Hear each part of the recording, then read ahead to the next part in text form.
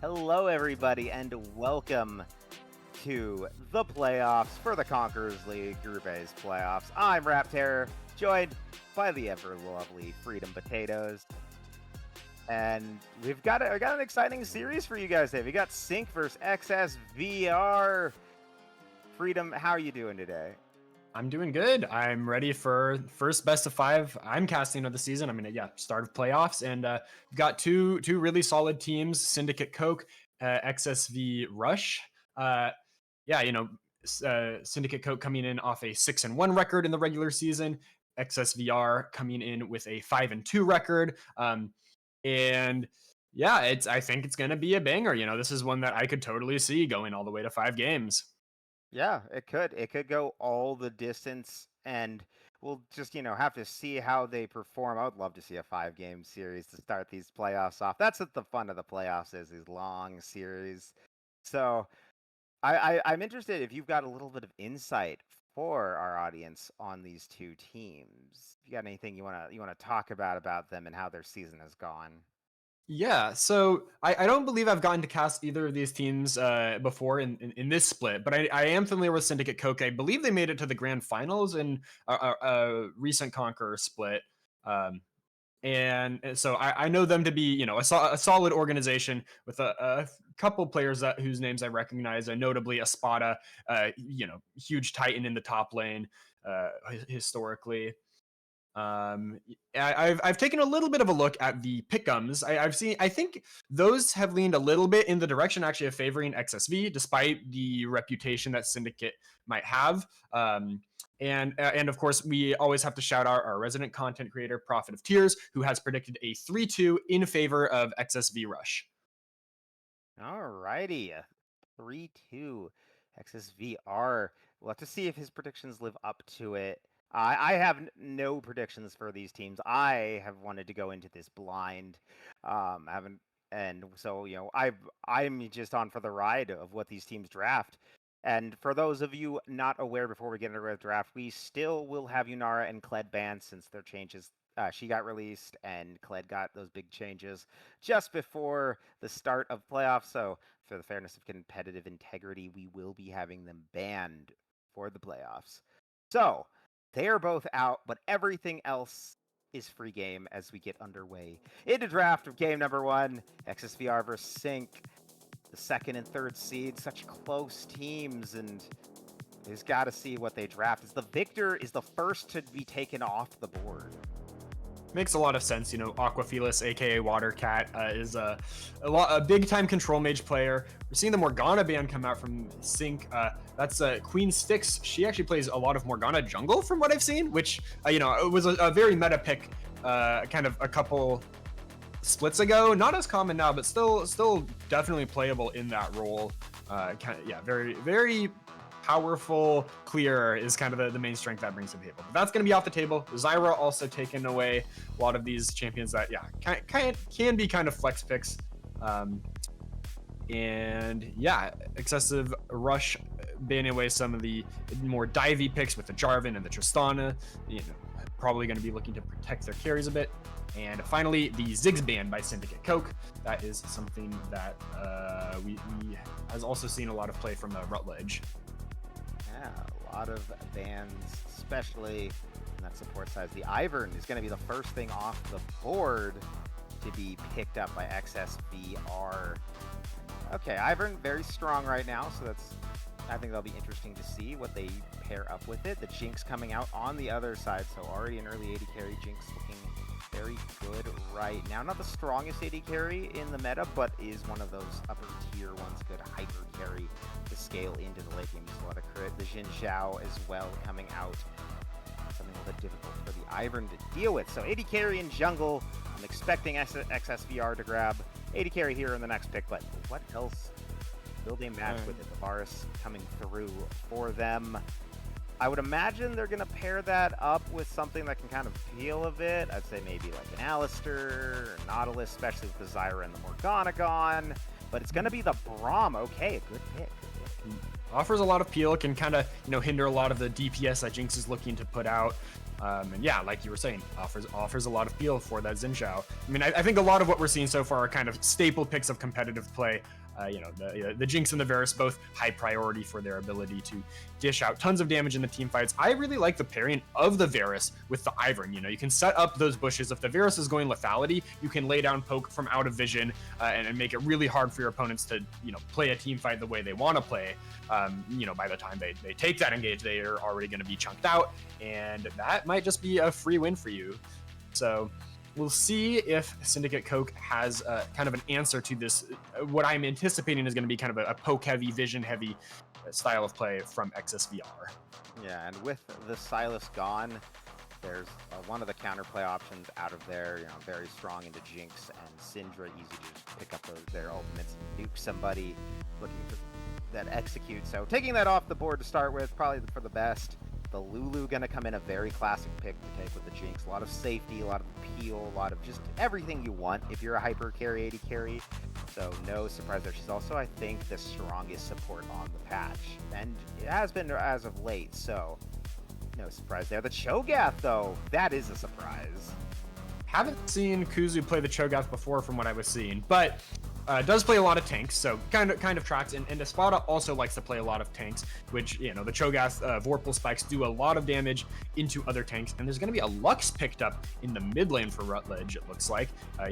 So that kind of complements the Varus, can throw out a lot of poke. They both have snares that can set up an easy pick if you can land that onto a squishy target. And it's going to be the Scion in response to the Cho'Gath, which I think Cho'Gath might be okay with that. Again, a lot of % health damage, has multiple ways to interrupt the Scion Q and kind of make it hard for him to play his game. But so that's going to be an interesting matchup. But these are the teams. Raptor, you have any thoughts about the drafts on the whole? I think Sync has the better draft in my opinion. I think it's more cohesive. It's that front-to-back team fight. It scales very well into the late game. Syndra, Jinx, Scion, it has just infinite scaling potential. And I think later as the game goes on and we start doing those team fights, that will be the big difference. XSVR, I think, has the better early game. There isn't a lot of early game on the side of Sync. The Lulu and the Xin Zhao really the only big things I can see for early game that have that potential, whereas you've got Braum, Varus, Lux, Ivern, champions that don't really need a lot of that to start out.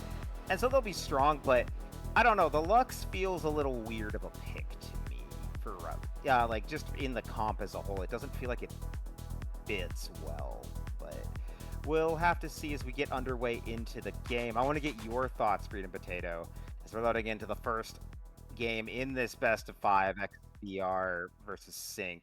What are your thoughts on their compositions? So I kind of agree with what you said. If the game goes late, I think this Jinx pick for Sync is going to be dealing, tons of DPS, which is if the Varus goes lethality, the DPS will definitely be kind of lacking on the side of XSV.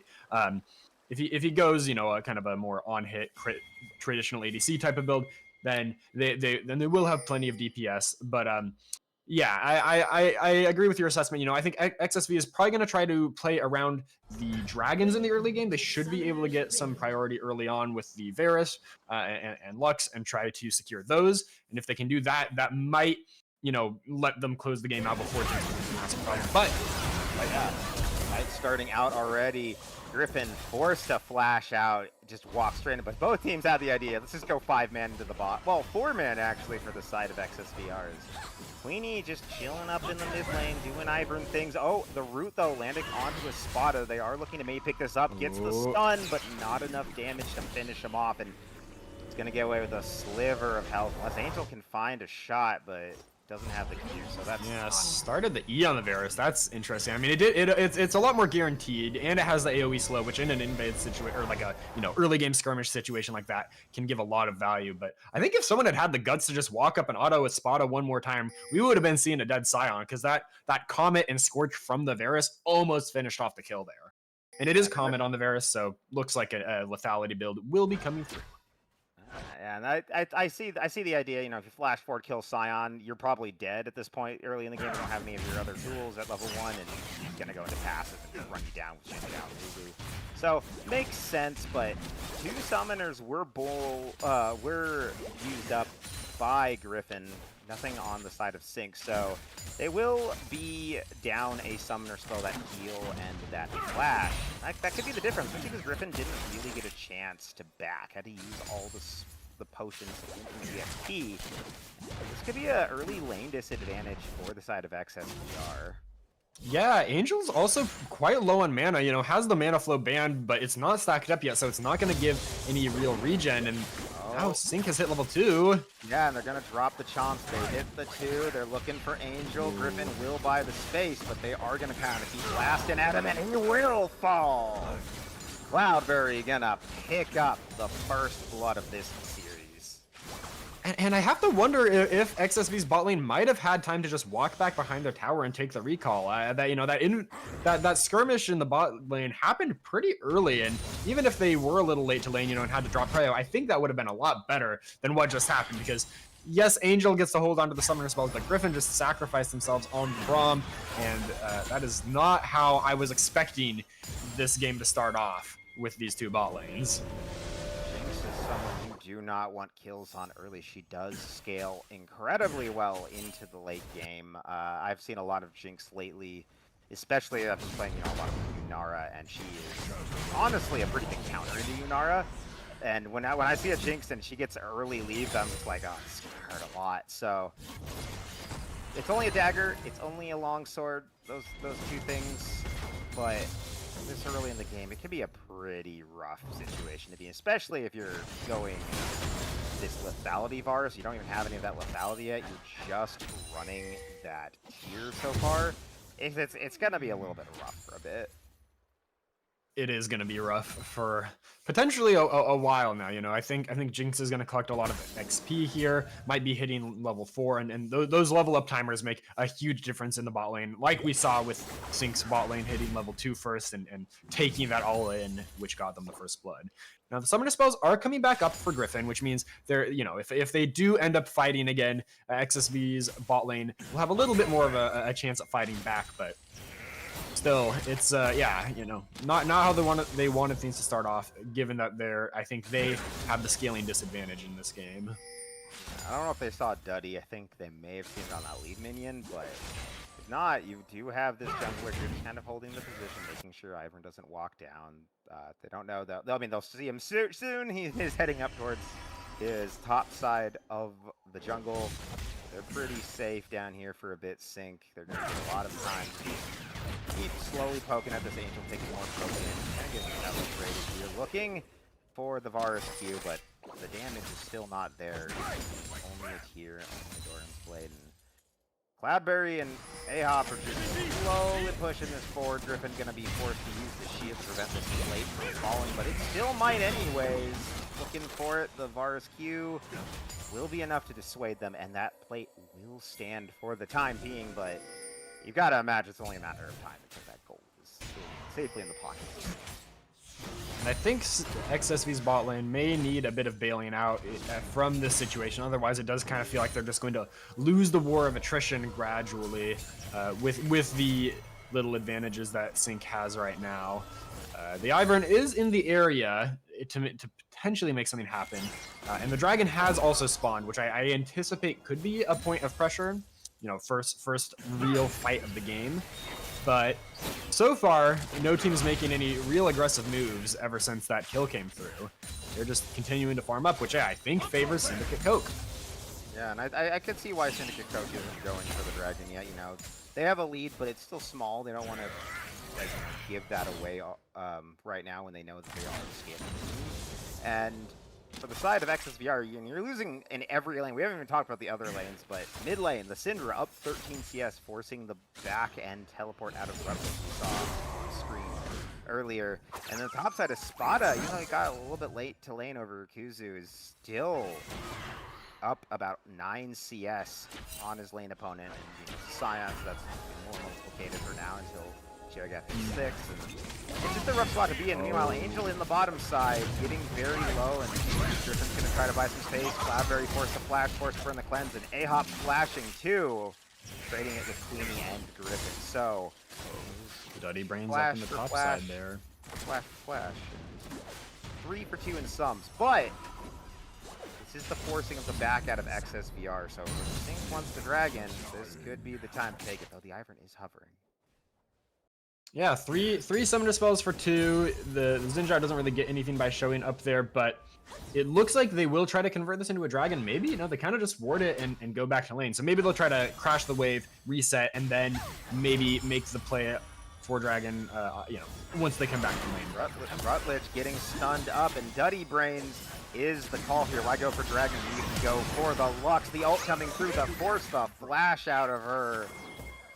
They're just gonna back on up. Lux does not have the ultimate. Oh, that Jinx rocket was very close, but it is just gonna pass by. And a lot of a lot of ults burn there from Sync. Again, they have pretty low cooldowns, but nothing out of there. In the top side, Queenie's looking for a Manaless. Espada could be XPR's way onto the board as Espada gets rooted up, run away, trying to get out. He's using those grass procs to stay healthy, but still getting pretty low and flashes away from Kuzu, so no ultimate. Held it, didn't have the mana.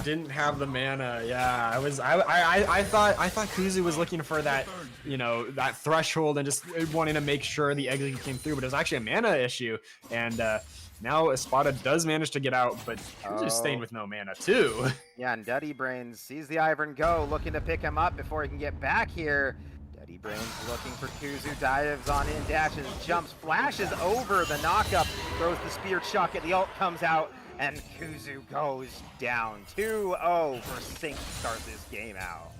Sync getting close to that first feat of strength, those 3 kills. Just need one more, and really nice flash from Duddy Brains over the rupture to get that kill. I love seeing a little outplay from the jungler there. And I loved seeing that whole sequence out of him, even beyond the flash, like walking into that try, waiting, going, hey, I just need to wait for the Ivern to leave, and then I have free reign on getting in onto him. I mean, he had to flash and ult, but I think it's worth it for that kill, setting Cho'Gath even further behind. He's down to 20 CCs currently. Not going to get much better. That's also not accounting for this Doran, I mean, not this Doran Blade, this, what is the name of that? The Cull? The Cull, thank you. See how little I play. But the Cull, about halfway through the stacks already for this Scion. So this gold lead is even bigger than that. It's still not much, because I mean, it is Cull. It's not giving you a massive amount until that passive is done, but that's still like a bonus. Like, yeah, that's a good amount. And for Sync, that's just helping accelerate this lead. They're almost 2,000 gold up, not even 10 minutes. Yeah, considering that it's only been 2 kills so far, you know, really most of that gold is coming through in the form of the CS, which top lane, mid lane, and bot lane all up considerably in that department. Yeah, a whole wave up in bot. I want to say almost 3 in mid and almost 5 in top lane. It's a lot to be down with your XSVR. Again, this is a scaling comp. The Cho'Gath gonna scale well. Without Varus, it's okay, but like you're gonna have problems later when that Scion's fully online. And Lux is Lux. She's gonna be bursty. She'll have it, but it is a Lux. Yeah, the Fed Scion is going to become quite the issue. I mean, Varus does deal surprisingly good damage to tanks, even when going without it. Oh, played by Dragon. Yeah, Dragon's looking for Rutledge. They're gonna force the ult. Their trap goes through. The Jinx rocket goes wide, but the Lux ult gonna be enough to dissuade everything. Rutledge goes so low. It's stun on the Duddy Brain. He's gonna get ulted by the Lulu, but that's not gonna be enough, and he will go down. Queenie will be the one to pick up that kill, and this is the start of the Dragon, but Rutledge looking for TP in. I think Sync's just gonna give this over. He's going to take it as the first Dragon, but good attempt. Yeah, a little disappointing if you're Sync, I think, having that early gold lead, but then overextending a little bit. You know, Duddy Brains doesn't have the flash from the earlier play and ends up getting caught on the re-engage from the Ivern and the Braum following up on that. So despite the lead that Sync had picked up, you know, maybe they hadn't gotten to spend their gold yet. Maybe it's all concentrated in top lane, but yeah, it ends up being favorable for XSV, who are yeah, you know, pulling things back from what looked like it could have been a bit of a disastrous early game. And I do want to point out that we've been seeing this pop up on the screen. The Syndra already, I think at this point, is at 70 stacks since we last saw her, so getting really close to getting all these upgrades through. I think the cap one is, is it 125? 120. Yeah, 120, yeah. So 120 on Syndra. So already past the halfway point to those maxed out abilities, which would be really nice for her to have. Really adds a lot of that power spike in her favor. Yeah. Yeah, it's gonna just make this more difficult for Rutledge. I feel like the first 40 is kind of the big one. When you get those 2 Q stacks, that just improves your wave clear and your ability to kind of, you know, switch up your combos a lot. And then, of course, once you get the execute at 100 and the AP at 120, those are also huge. But it is going to be Grubs traded up on the top side for XSV, working their way towards that feat of monster slaying, while Syndicate Coke is going to try to knock down this bot turret, or at least get themselves some plates. But no turret obtained so far. It is just the plates, and I think, honestly, if you're XSV, you can be pretty happy about that. Again, I think, you know, the value of the Grubs is probably a little more than the I think that was only really 2 plates that were just taken on that push, while the Xin Zhao had to commit, you know, a decent chunk of time not farming the hamster. Cloudberry gonna get ulted up by the Braum, forcing the cleanse to get out of the stun and the flash, but here comes Duddy Brains looking for Angel, gonna hit him, forcing the flash, and if in the rocket goes, it does land, it gets him so low, he's gonna barrier and flash, but it will not be enough. The feat of warfare goes over to Duddy Brains and Sync. And that is going to make the bot lane situation that much worse for XSVR. And that started off looking pretty good for them. You know, they blew a lot of the summoner spells from Jinx, but I think at that point she was out, and they kind of continued walking up. Looks like Angel also might have still had the Chains of Corruption on Varus. Not sure if that was on cooldown during that play, but yeah. And then, of course, if you're on the Varus, you need to flash. The wind becomes lightning from Xin Zhao. Once that connects, it is just so much harder to get away. You're slowed, and the Audacious Charge gets all that extra range. So it's yeah, ends up being turned around by a nice play from Duddy Brains to give Syndicate the lead back. Yeah, and that's gonna just, you know, make this a much more difficult position. They're already down a kill. Now down almost 30 CS. It's just getting worse and worse down here. But on the top, other lanes too. These gold lane leads are starting to expand a bit. Top lane, I think, one where it hasn't expanded, but it's still a pretty big gap. So XSVR really needs to try to find plays to make poke VAR. The Valley VARs is scary for these squishies, but you're not going to shred through a spot at Duddy Brains later in the game, even with all that poke. And so far, the poke hasn't really dissuaded much aggression from Sync. They've been really on point with their dodging, their mechanic. Their like micro this game has been very immaculate so far. And going into this kind of mid game now, we've got the dragon coming up in a minute, and I'd really like to see XSV, you know, play around the vision control they can have and some of the pick potential that they've got on their team to maybe secure that objective. Because yeah, right now, you know, if they're not first to that play, I don't think they're really going to be able to contest this unless Syndicate really makes a major mistake. If they can get in there first, you know, set up those bushes, play around Varus and Lux's poke, I think that could give them the upper hand. But instead, it looks like Syndicate Cook is going to be taking the Rift Herald, and they're still going to have time if they get this to go down to the dragon. A lot of burst of flash. People are up here looking for him, but these aren't the TES champion, so it's gonna take a while to kill the Scion. He finally does go down. Kuzu will pick up the kill, but they spent all that time on Espada, not even paying attention to what's going on with this Herald, and I think it's just gonna be free. It will be, Sync will pick that up. Rutledge looking for Octopel. And yeah, they just get out fine. Good trade. I mean, it's a Scion. You can trade your life a couple times. A little bit risky playing up, you know, with no ult on the Scion. That ability is so strong because it just makes you unstoppable. You can just shrug off the roots from the Lux and the Ivern, and, you know, any rupture from Cho'Gath, etc. There's a lot of CC, and if you can run away from it with the ulti, that's a big deal. But instead, Espada goes down, trades the life for the Herald, which I think is still pretty worth it in the grand scheme of things. Both top laners have that first item completed, and the Herald's going to be summoned up down bot lane. I'm not sure what the intent is here. I think it's just to break this turret meaning is here, that's gonna just be wasted Herald, unfortunately. They were not expecting all these folks. 4 are down here for both sides. Both top lane. No, actually, only. Oh, they get the root onto Aquafellas and Aquafellas, and he is gonna go down. The Syndra has been caught. Rutledge almost dies the ultimate and is forced to get a nice little shield and save himself there. That's gonna be the next dragon, and that speed of XSVR. And when you miss the E on Syndra, you're super punishable. You know, as soon as the Scout of the Week it comes out, the enemy team just has free license to jump on you and try to kill you there. And yeah, that does come back to bite the Syndra. And so that's going to be Dragon number 2 for XSVR. But up in the top side, Espada did secure the first turret, which means the Feats of Warfare are claimed by Syndicate Coke. So, you know, that'll give them some nice little upgrades. Going to make the Scion even harder to kill, make this Jinx deal even more damage. And yeah, just help that scaling that is already so powerful for the side of this red team. 2,500. It hasn't changed too much, kind of a little bit bigger, but overall staying fairly similar. XSVR managing to kind of hold their own now. They've got a couple items in them, and they're getting closer to that mid-game spike. I think that will really be their point to really try to take them back into this game.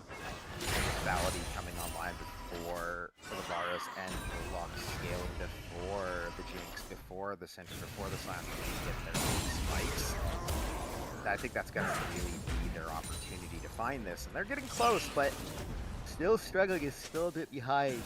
As this Jinx getting closer to that IE second item would be a very big spiking moment. I think the Hurricane also at 90 stacks now for Aquafellas on the 3/4 of the way to full stacks for all the upgrades. And everyone's rotating around. Gladberry is now going to be in the mid lane. We're going to have Syndra top. We're going to have a Spot going down the bottom side. This is an interesting build also from Rutledge. I feel like I don't see Lux go this item super often. Granted, I don't play a lot of Lux myself, but I feel like usually she's kind of itemizing for that full burst. You know, but there are, you know, like we've been talking about, several tanky members on the side of Syndicate Coke. So being able to deal a bit more DPS might be beneficial in the long run. As we said, they're kind of lacking DPS, so this might be a response to that. But I'm not sure in the long run how it's going to pay off. We saw Shogat there now at 6 stacks. I think they're all in mains. I don't think he got a single one on. Spada being run down by 3.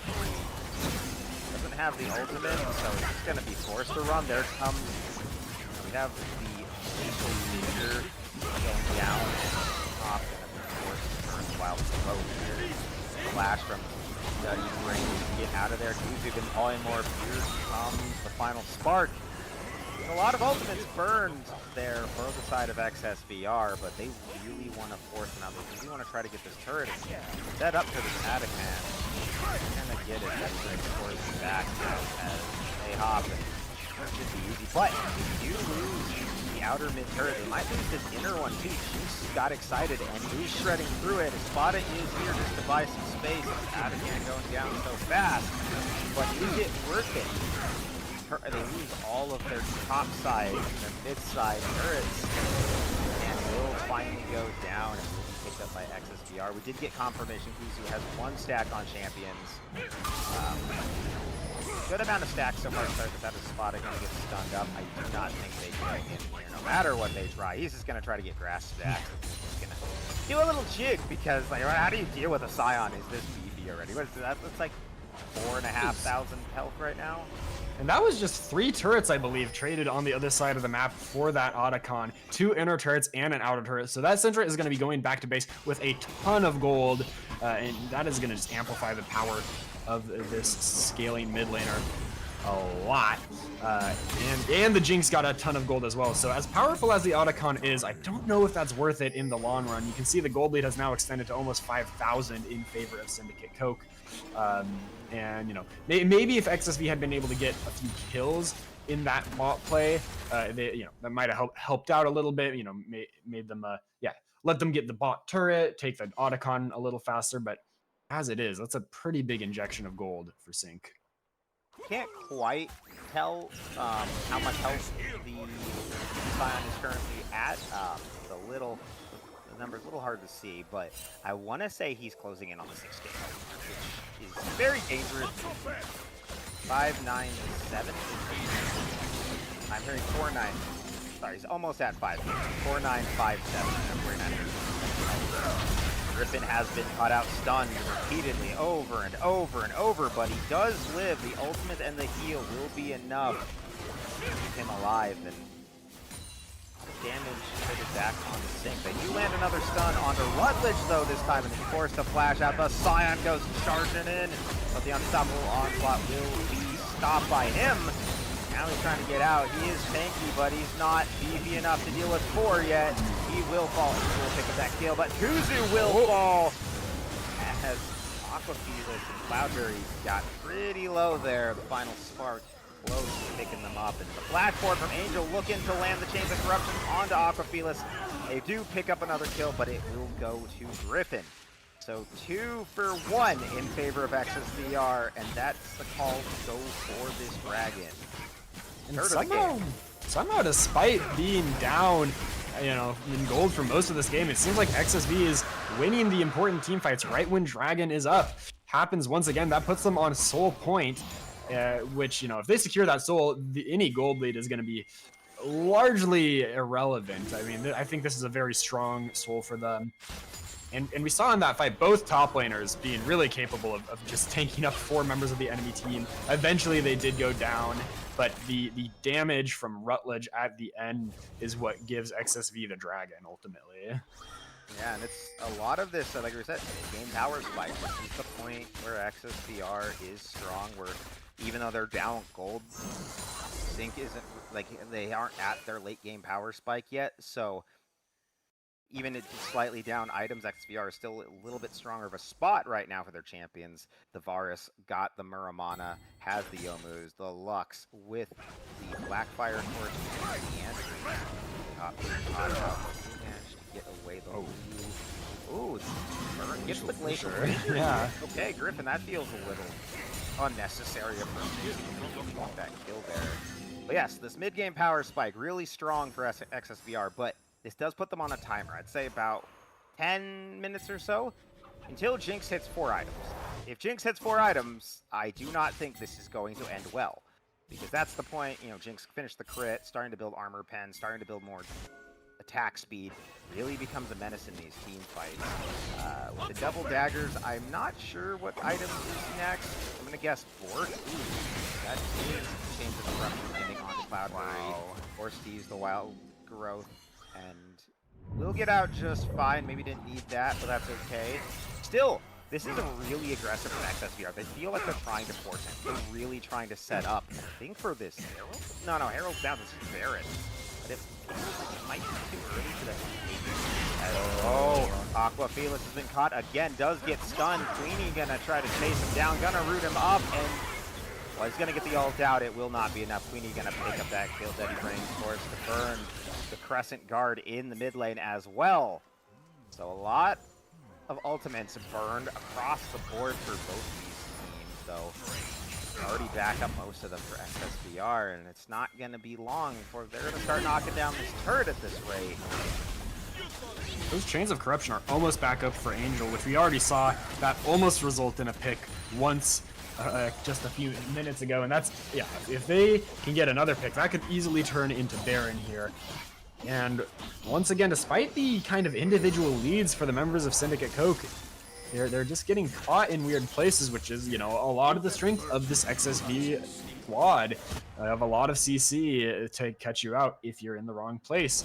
And even though the Jinx was up like 50 CS, she was getting completely bullied by the Varus in the mid lane. Now,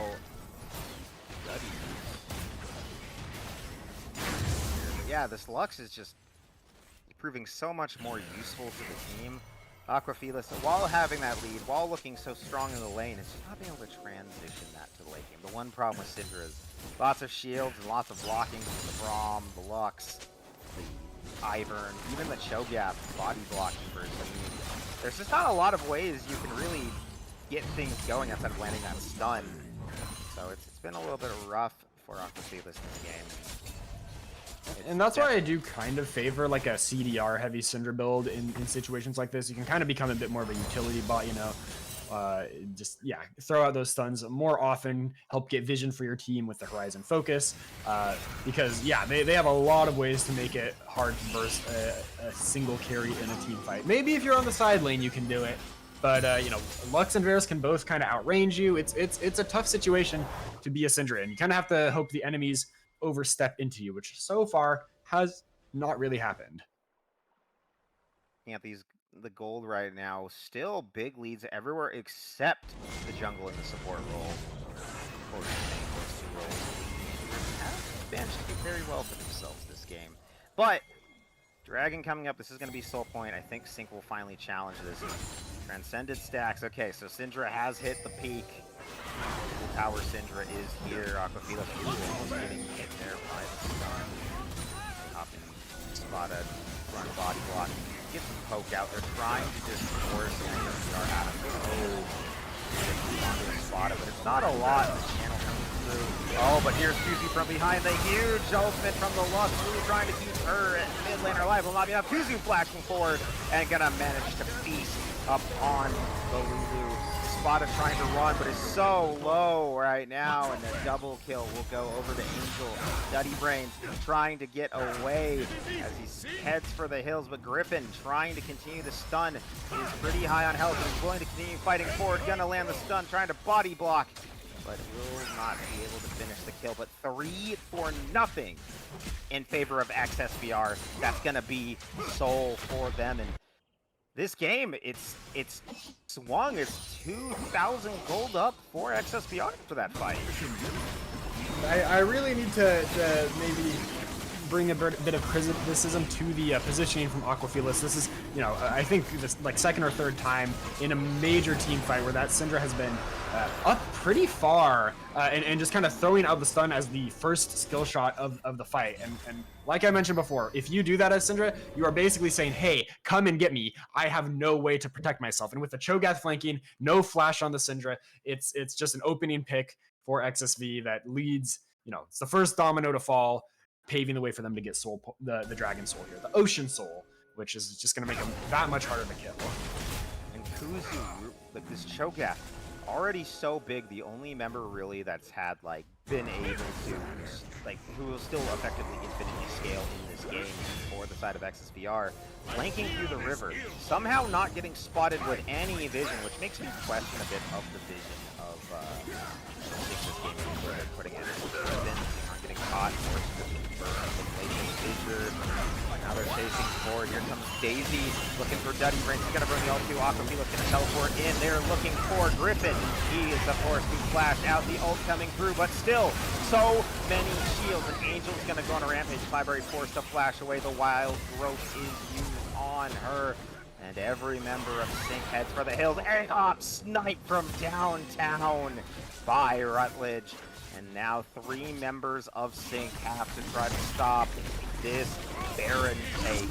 XSVR really using this mid-game spike efficiently, and we're in control so well in the early game, but they're not finding anything here. They just cannot get through all these shields and all this body blocking that Sync is doing. I mean, we saw how low Griffin was on the Braum there, and then just rockets back up in health with the redemption and all the shielding coming through, the Ocean Soul as well. As Lada is in trouble. Lada trying to get away. It's still pretty healthy, but he's gonna fall soon. He can't be that tanky against this many members for long, and Angel gonna pick up that kill as well. This lethality VAR is surprisingly good at killing tanks. This is new for me, but tanks Kuzu knocked up Cloudberry as the entirety of Sync is chasing him down. Duddy Brains trying to get the knock up onto him. Here comes Amy though, trying to buy some space. Could be enough. Oh my gosh! Duddy Brains, and now A-Hop is gonna get ripped up too. Griffin gonna go on a kill spree. They're looking for Cloudberry, trying to stun him up, trying to get the roots. They're gonna get the stun. They're gonna get everything they want and more as Queenie picks up the kill. Sharon the load around, and the disasters just continue happening for Sync. They've given up too much, and don't think they're going to get to that late game power spike they needed. We said they had that XSV 10 minutes on the clock to kind of get things done before they hit it. Well, they're taking it to heart. Still 3 minutes to go until that point, and they're already knocking on the Nexus turrets, but I don't think they're going to be able to finish them. Respawns are too low, and Spada and Aquafelis managed to hold, but the base is wide open. The base is broken open. XSVR has a firm gold lead. Now 6,000 ahead. When they were down about 5,000, you know, not that long ago, probably like 15 minutes ago, that was the gold lead forcing them to choke fight. Just because like they can't play these team fights at all. Like every time it's the CC coming through with these shields, these you know, big targets, the Cho'Gath and the Braum working together to just be unkillable. They're just TP'd in with Spellbook, I think. Yeah, I mean, it's okay. It's Spellbook. Yeah. You're just lowering your cooldowns. I thought a fight was about to break out. I thought they were about to 2v5 that. No, I see it. I've been that support that runs the unsealed Spellbook, and when you get to the late game, you get to this awkward point where like I really want the cooldowns lowered, and like the last summoner I used I might need in the upcoming fight, but I can't use it again, so I'm just rotating through summoners as quick as I can, so I don't have to. Like I can have the other one up when I need it, so probably just wanted to get back out there quick, wanted to get those cooldowns lowered. I don't think I'm sure a lot of people haven't used Unsealed Spellbook. If you're not playing support or specific mids, you're probably not using it a lot. For that spell, it's, you know, based on the uses of summoner spells, as Aquafelis. Okay, Griffin's just gonna pick him up. I thought he was gonna be able to get away from him, but the support damage is so high. And now Spada trying to body block, trying to duel Kuzu, but still taking quite a bit of damage. Duddy Brain's gonna get Wild Growth up, trying to duel onto Kuzu, not getting knocked up, trying to ult him away, trying to run, but oh my god, that ult. I think they actually ulted Cloudberry. He's gonna pick him up anyway. Goes down. Cyan will fall too. A-Hop about to fall. This Lulu walked into the wrong neighborhood today. A double kill for Kuzu as the Nexus turrets are falling. Duddy can hit all he wants, but he will be ace, and he will not be able to finish him. XSVR comes back from a rough early game to take game number 1. What a comeback for XSV. I mean, I really thought Syndicate had everything they needed to, you know, push their lead and close it out. They had the scaling comp, but the team fights just were not there for the side of Syndicate. They kept getting caught. They couldn't get through the front line of XSV, and that ends up being a massive turnaround. You know, several deathless members on the side of XSV. Rutledge doing a good job just staying alive, putting out damage. You know, not a lot of kills, but good amounts of damage, and you know, minimizing the chaos with champions like the Lux, like the Ivern. If you can avoid those deaths, you're always going to be useful, even if you get brought to like 10% HP. If you're still throwing out poke and shields, like that's, yeah, we saw that numerous times where someone would almost die, and yet they'd still get a ton of value in the fight. So really well done by XSV in game number 1. Yeah, and it's, you know, we said, hey, Syndicate, like it's the onus is on XSV to get their lead. They didn't do that. Syndicate took it, but Syndicate just kind of threw it away. Especially, you know, you've really got to call out the mid lane. Felis just constantly getting caught on the Syndra. Really allowed XSV back in the game, allowed them to stack those dragons really uncontested, and I think that was really the key into it. They weren't with a far enough lead where they could overcome that mid lane spike for that XSV had, and once they hit it, like they closed the gap, and then at that point, you know, until you get the scaling all the way online, it's done. And XSV knew, hey, this is our chance. We've got to end this. So they just pushed the issue. They forced the fights, and they get through it. All the shields, all the healing, and you know, big props to Kuzu.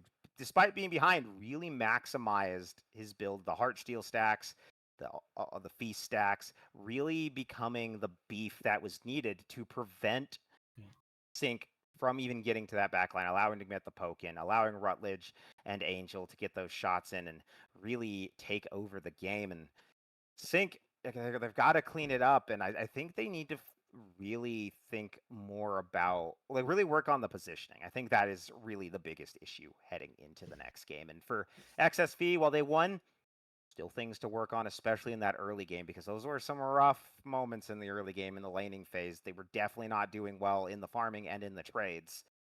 So gonna need to be a little bit more careful there, because you can't always rely on your opponents to make those same mistakes. The team play and positioning definitely going to be something for Syndicate Coke to look at in these coming games.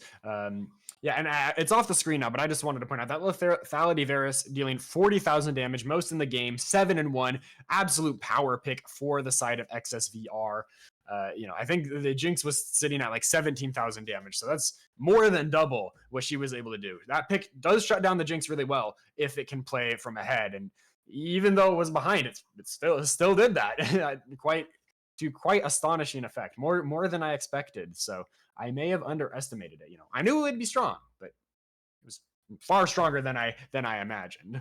Yeah, and now what's I mean, that's off the table. You don't have to worry about the Varus again. You don't have to worry about the Lux or the Cho'Gath. But where do you go from here? Because while they might not be able to do that shield comp and protector comp again, there's still other options. And there's still other poke comps you can do. So we'll have to see how they adapt into this draft with those gone. I really do like Fearless. It's really nice to see the wider champion pool from people and really see that like there's no defined meta after the first game. It's more like, what are you good at? What's your style? And I got to see what is going to be Sync style. Is that all they have in the tank, or do they have some more strats planned out? Yeah, I think many of these players have pretty diverse pools, and I think we could see a pretty big switch up in game number 2. That Ivern was power pick for both teams. I'm not surprised it's gone. I expect to see maybe more direct head-to-head fighting between the junglers instead of kind of like the avoidance style that Ivern usually has. Still probably going to see lots of tanks in the top lane, but yeah, we could see a pretty big switch up in our next game. Yeah, we'll have to see as the teams are getting ready for the draft. We're going to go on to a quick break, but don't go anywhere. We'll be right back. And while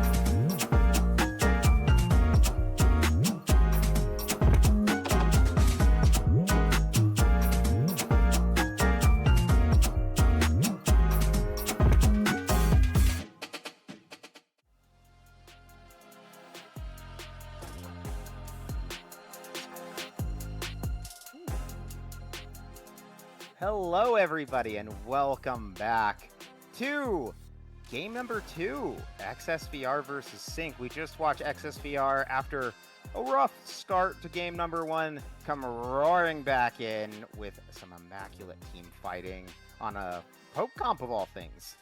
And yeah, taking it away, especially off the back of Angel and Rutledge. And I am if I'm Sync, I'd be kicking myself right now after that. That's a rough way to lose the first game. I have got to agree. I mean, they had, CS leads in every lane. I think they got the boots upgrade off the back of the first turret, the first 3 kills. I think they had pretty much what they needed to win the game. But yeah, once XSV's comp kind of started getting back into the game, Syndicate did not have the damage to get through them. I mean, they had the Braum with the unbreakable, they had the Ivern with the shielding and the shielding from the Lux, a super tanky Cho'Gath and a Varus that can play from a full screen away to poke you. So with all of those things, it became very hard for Syndicate to play the fights the way they wanted to. And, yeah, they didn't end up getting to scale into the late game monsters that we might have anticipated. Yeah, now, again, it's Fearless. Everything's off the board. So new champs, new draft, new opportunities. I got to see what else does Sync have in their pockets. Like, is that the only thing they had, or is there more to go off of? Underway with the draft. Victor again going to ban. I'm expecting we're going to see a lot of the same bans this series. The one thing of Fearless, while I will say, having watched enough of these drafts at this point, is you will see the same bans almost every time because people just don't. There's a champion, you do not want to see it. It's not going to be there the whole time. I think until you get to like the really high levels, then people start, really targeting the bans where, hey, we want to play a poke comp. Let's ban something that would be good into our poke comp. But yeah, usually it is just going to be, hey, this guy plays a lot of Victor. Let's ban the Victor every game. Yeah. So I fully expect that we're going to see more of the same. There's Tristana, there's the Zyra, there's the Morgana. So we'll see. Smolder, actually, that wasn't one of the bans last time, I don't think. I'm forgetting XSVR's third ban. Both of these ADCs have a decent number of games on Smolder this split. I think both of them have like 3 or so games of that over the course of the season, which is a good amount considering that it's not always a Smolder angle. So yeah, I expect that to be a contested pick, kind of like how the Ivern was. I think a team might have won that, but instead it's going to be the Jarvan, snapped up first for XSV. So Syndicate stayed on red side, by the way, after taking that loss. But yeah, another competitive staple pick, always going to be reliable engage for your team, able to trap the enemy carry, especially if they're immobile. And it's answered with a Trundle. Well, the Trundle could go top, I guess, but I'd expect that probably to be going into the jungle for Duddy Brains. This is also a super powerful pick. Interestingly, it provides 2 big things for your team. You've got the terrain creation with the E, which is amazing for creating picks, but you've also got the ult, which is super good for nullifying any tanks that the enemy team's picked up. And then we've got the Ornn for Espada, another champion that this guy loves to play, can deal a lot of damage, offers a lot of scaling, a lot of CC. I am expecting big things from Espada this game. Yeah, I am too, and that's a good combo. Trundle, Ornn, another thing about the pillar is that you can use it for Ornn to ram into and get the knockups, so multiple opportunities for him to have to use his own. And this comp screams to me hyper carry, and there it is. There's the Sivir. I was thinking, like, if you're picking an Ornn, you're looking for late game. You're looking for scaling. You're looking to get those item upgrades and make someone super powerful. So the Sivir gonna be the answer. Another late game scaling, probably the latest game scaling of them all. The 6-item Sivir, a legendary pick at the pro level and cross league.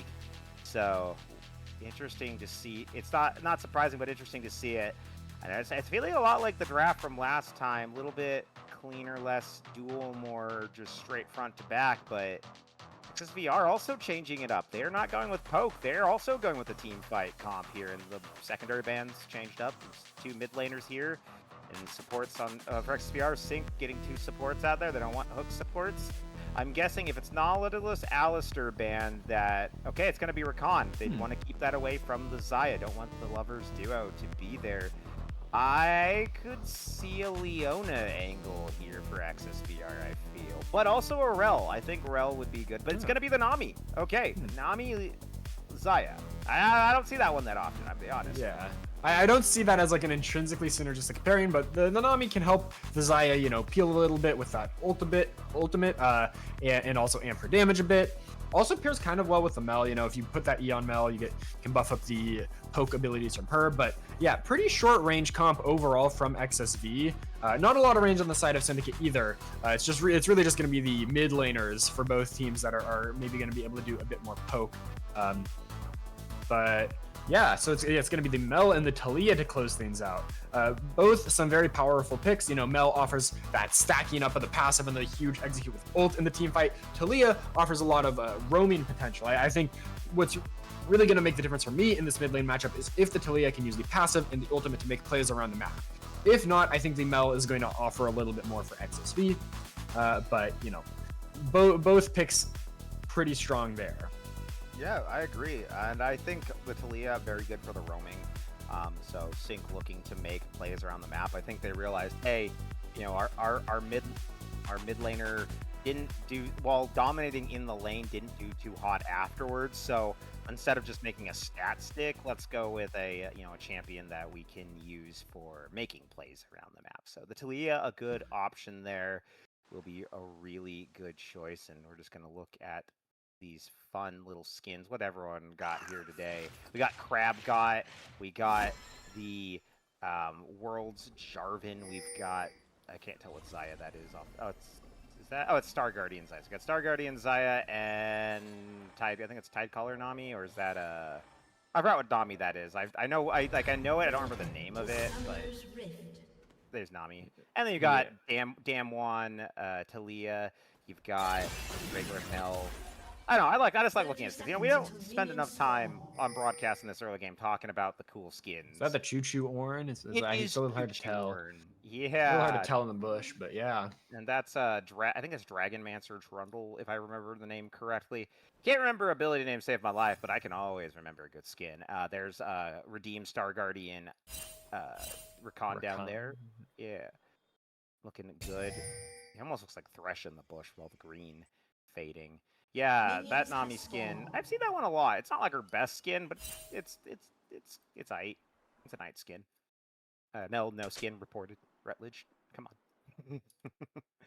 Going back to the team comps here, I think both teams like to fight in chokes here. Like the Orin and Trundle combination, you can really like force your opponents into a narrow gap. You know, hit a massive knockup. And have the Sivir just go crazy with the AoE. But XSV also has, you know, the Mel able to stack up on clumped up groups of enemies. Xayah can hit big feathers on if the enemy team is trying to chase into you. Nami ult gets a lot of value in that same kind of situation. So yeah, I think both teams kind of have similar-ish ways that they want to play the fights. Also, the Mel can send the Call of the Forge God back at Ornn's team. So that's going to be kind of like the key skill shot for Mel to reflect, I think, this game. Yeah, and I feel like it's gonna be a game of chicken. Like, okay, when is Ornn is Ornn gonna use the ult or not? Like, waiting for Mel to pop that W. I do agree. I don't really think there's much else for her to reflect. She can't reflect as far as I'm aware. She can kind of immune it, but not reflect it. Yeah, and I actually would really like to see what would happen if there was a wall with it. Does it just make the wall go back, like go another distance backwards? Stop there. That's one of those like weird ones you just don't think about because you don't see it often. I want to see that. It's not like a damaging projectile. See, I don't know how that ability would work with the wall.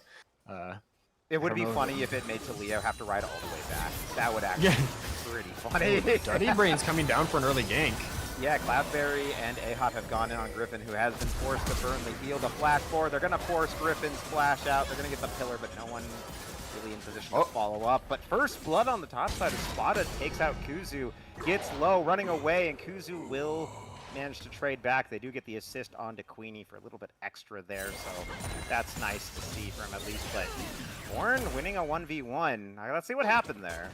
Yeah, Minions actually got the kill on the Ornn. I think it was just the Golden Aegis from Jarvan that got the assist there. That's kind of funny. Yeah, so just kind of chilling out, gets the knock up, gets the hit, flips him over. But it is Ornn. You know, you can't stop the train, the Ornn train. The Q, pretty good. Looks like Kuzu. Oh, okay. So he just straight up walked back in a spot, had to flash back in. Okay. So just a little bit of lack of respect from the damage that the Ornn can do from Kuzu, but they do trade it back, and I think he would have traded it even if the Jarvan hadn't been there. But good to get the assist at least. So 1 for 1 on the board. XSVR currently in the lead, so better than last game. Peter gets knocked up, and Cloudberry getting a lot of damage back onto him. They're trying to pull the feathers back, but only hit A-Hop with them. Nice spell shield from Cloudberry, yeah, breaking the damage from that blade collar. And I wanted to also point out the area on the Ornn really brings a lot of early game strength to this champion. Every time you're using that volcanic rupture, the Q, you're getting, you know, a lot of extra damage. But Queenie's here to just try to crash this wave, and it looks like. Crashed it in.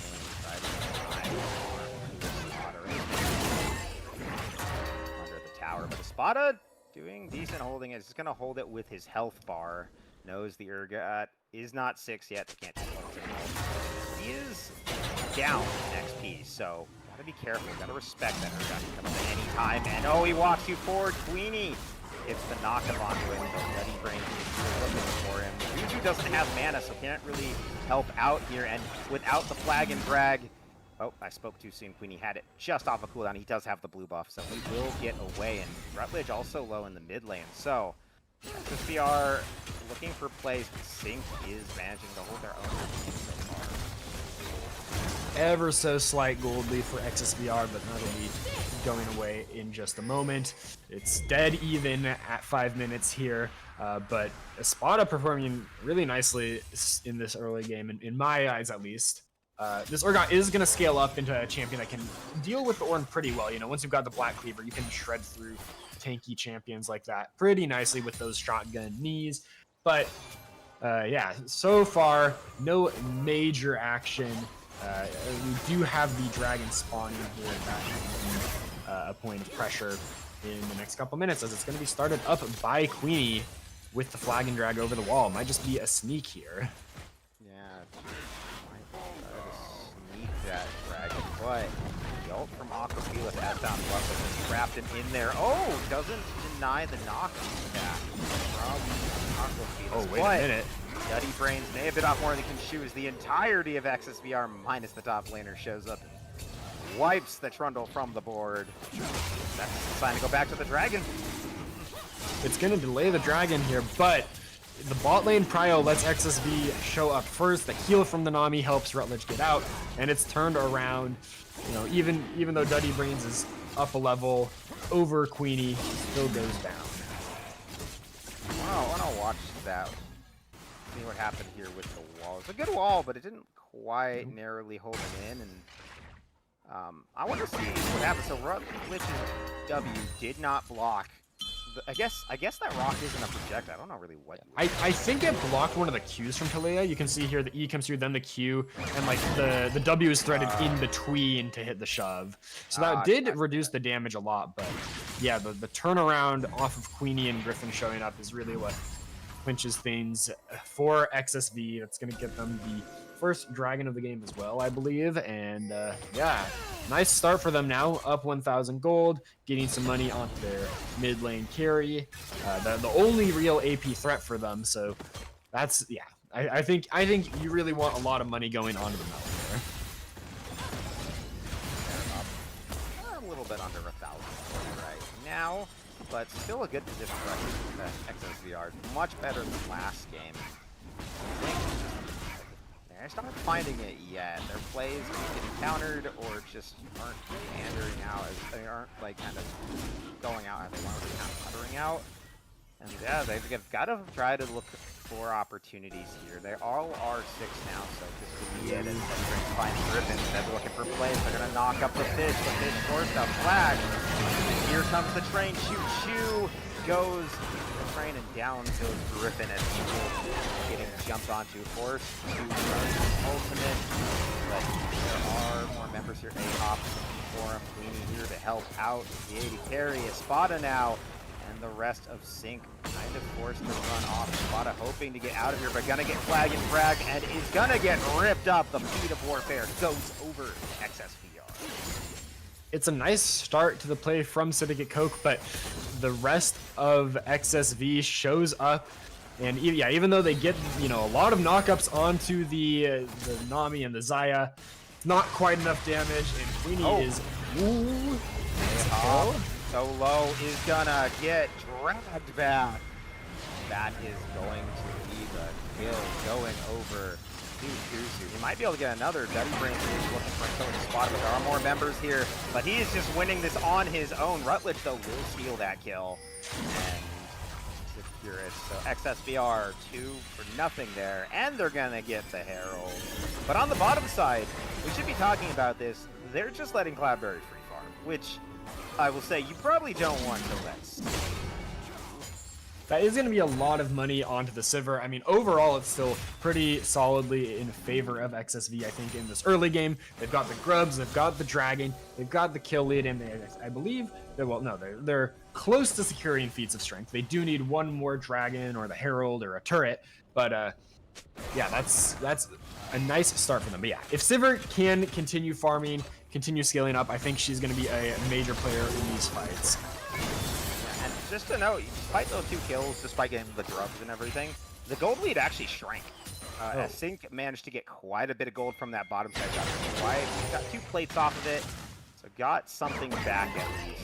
I feel like that's just going to be where everything is going to be for them for a while. They're just going to really need to just funnel everything into this, into the Sivir basket. That's really their win con. Hit that 6-item Sivir, hit the max level, give them the Orin item, and watch her go to town on this. Until then, I think this is going to be a rough position. And it was the same position we found Sync in last game, too. They just hit this point where they need to get further into the game and get some item spikes.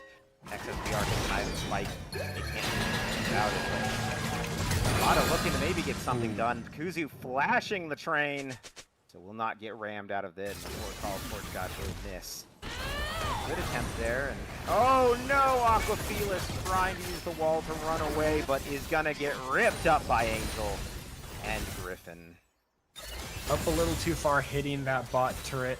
The control ward in Tri-Brush just lets Angel and Griffin wrap around, and well, it's not enough to get you out there, but Rutledge forced the flash with the pillar.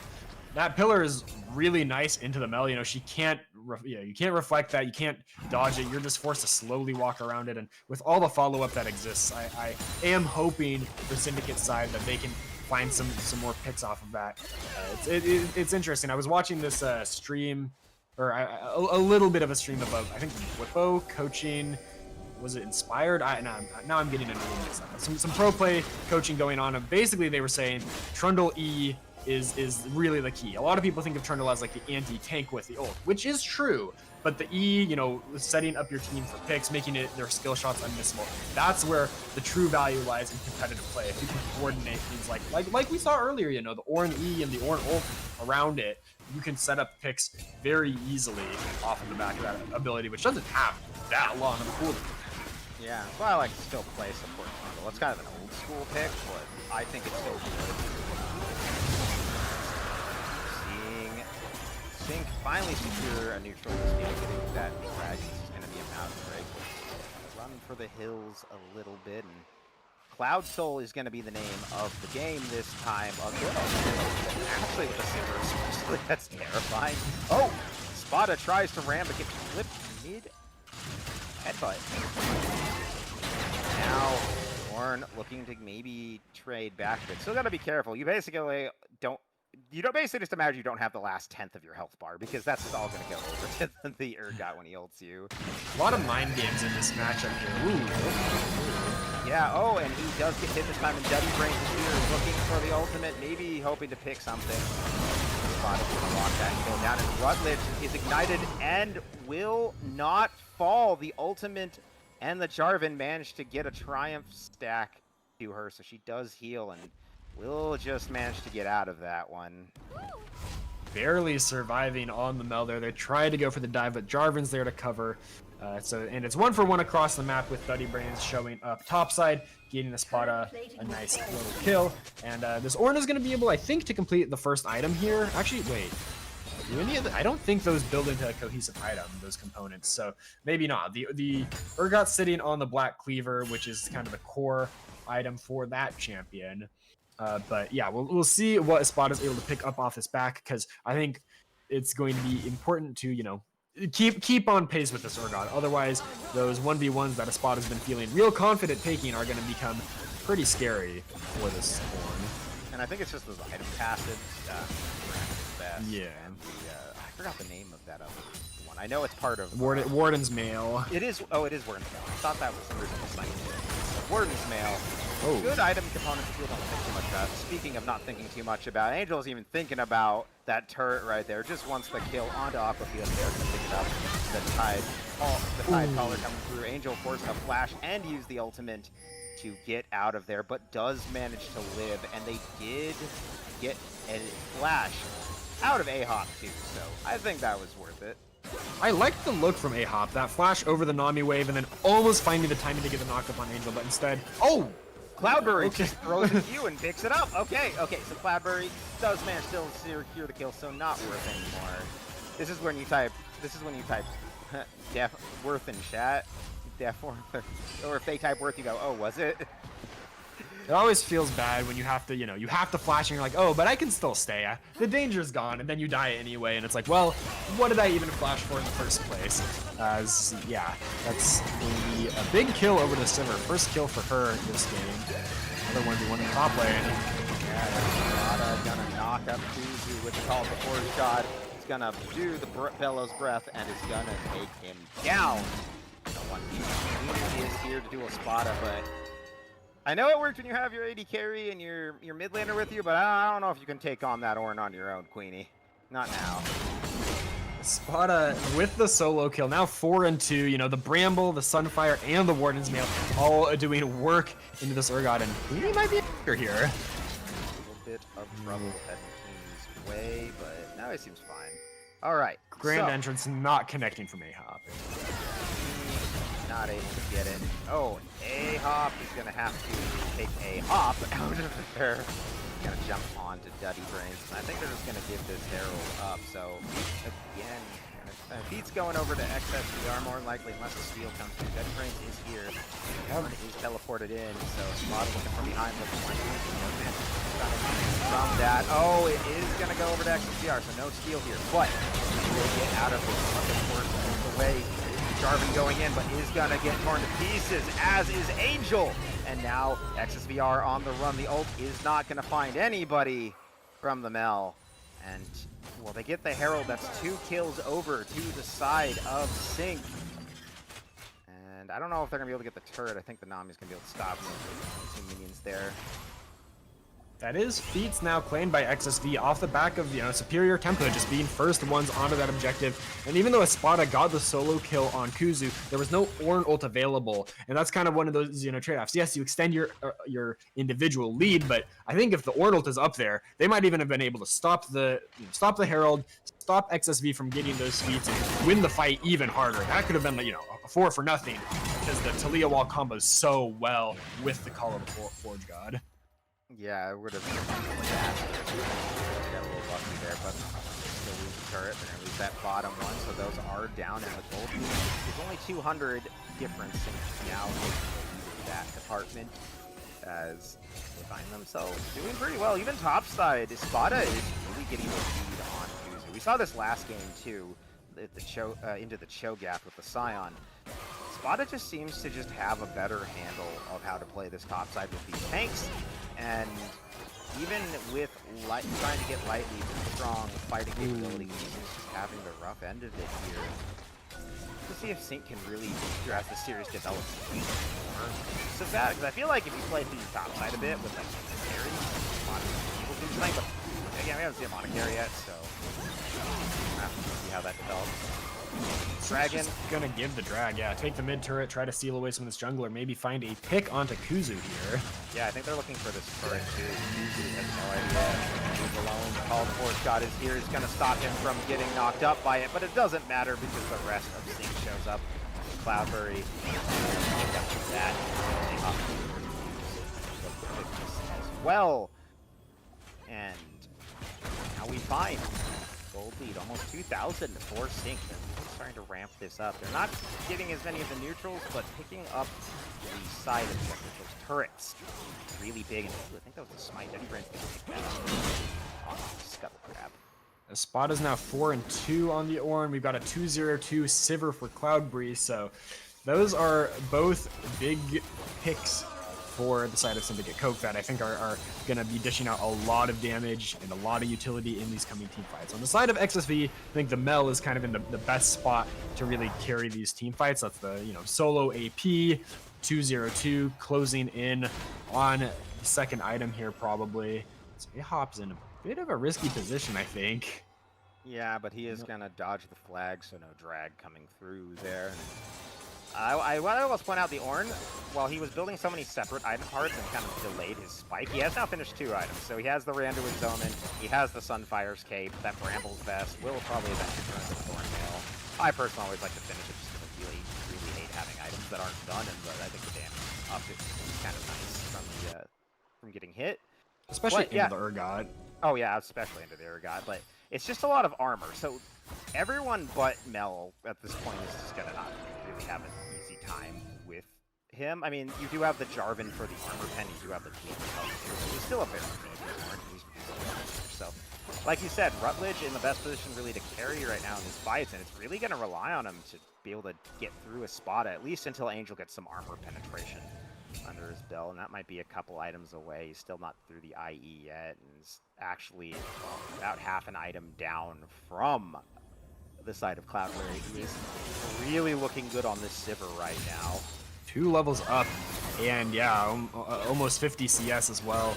He's a very strong Sivir. But there's Angel hitting level 11 now. That's going to reduce the cooldown of the ultimate, make you able to get away from danger a little more often. And wow, look at the chunk on the Griffin from that boomerang blade out of Cloud Breath. That is a lot of damage coming through. We've seen it claim 1 life already this game, and there's an upgraded Infinity Edge on the Sivir as well, actually, from the Ornn.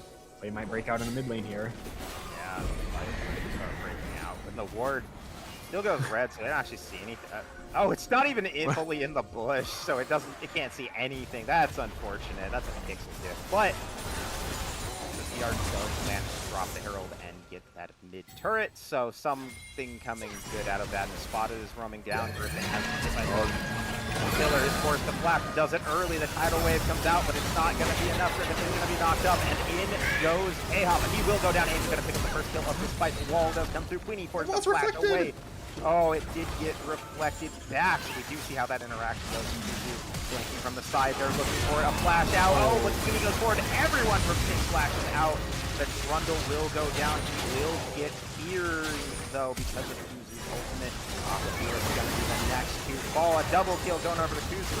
Spada trying to buy some plays. Cloudberry trying to get some damage. The ult from the Mel is not enough to finish anybody, but Cloudberry will have to back off, and Sync tries to find a pick. They don't get anything, but they do lose. Oh, hang on to Spada. Not going to be able to find anything. But yeah, 3-0 in favor of XSVR.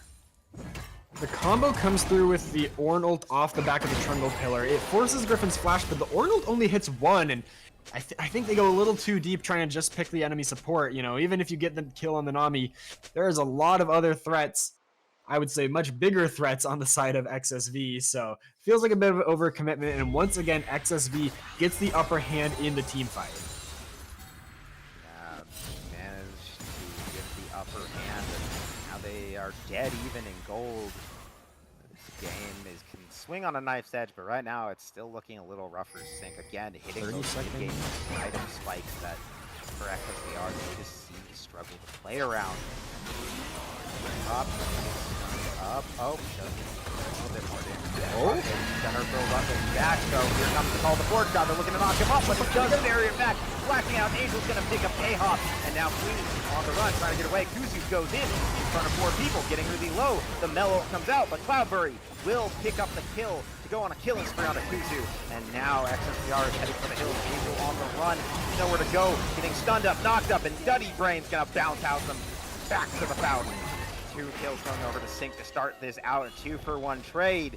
Will there be anything else? Aquafilas looking for anybody that might roam out here to try to get this dragon. And Spada Getting those item upgrades. It's Orn time.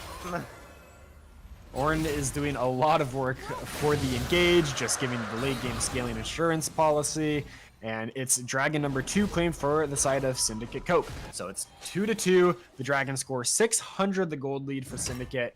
Nothing huge, but it's good to see that they do have it in them to win team fights from even footing. I think the story of this game and the last has often been a good looks up until those team fights. And yeah, they get a very important win for themselves there. Yeah, and I do want to say I'm starting to see the MR come up for the Orn, realizing the Mel is going to be a problem, and going to need to get that built up. So it did get the Merc Tread, also stopped the CC, got a Negatron's Cloak, and I think he upgraded the Sunfire. It's a little hard to tell with the coloring, but I do know he did upgrade the Infinity Edge, so that is online for Cloudberry. He has the upgraded IE, and that's going to be really game-changing as we get later into this game. It's going to just make Sivir's 6-item power spike that much stronger. A-Hop, Weenie and Griffin are looking for him. Don't know there's no word, but it makes sense. They know it. Baron spawns. They're just going to try to clear out this wave. Gain control around this Baron pit. Is going to be a Weaver's Wall coming in as Aquafield's looking for Angel. Grind their rooting. He's going to kind of lock him in place. The ult from the Xayah isn't enough to go over the wall. Hasn't got to pull it back, and A-Hop's going to knock him up, but will get rooted on the way back out. That is going to be 3 ults, actually. Cloudberry burned his ult as well. So 3 ults from Sync. Take 1, or 2. Sorry, we also see Griffin's burn. 2 ults. Aquafield does get stunned up, caught up, and taken down. Kuzu gonna pick up that kill. A good bubble from Griffin. Spada gonna teleport or kind of dissuade any further aggression for the flank. The Baron is started up. XSVR knows there is no mid lane for Sync. And they secure this. Find a way. Spada does have the ultimate. They have to burn Rutledge's barrier. That could be it. Here it comes. Oh, it does get caught on the way in, so that is gone. But White will bring him out. Looking for Cloudberry here, flashing forward, just flip him over. But he's all alone. The flash ult in from Keaton will be enough. It is. They take down the Rakan. They take down the Sivir. They take down the Ornn. They're gonna lose the Urgot in the process, but they will take the Trundle for not an ace. Aquafina flew up and did teleport in, but 4 for 1, 5 for 1 overall in the extended fight, extended play. Baron likely going to XSVR, but I think we'll at least get a turret out. And it's the flank from topside by Kuzu and Queenie that sets this all up. Aquafilis, feeling safe in that topside bush mid lane, ends up getting caught out, and then when they try to stop the Baron, XSV turns it on them.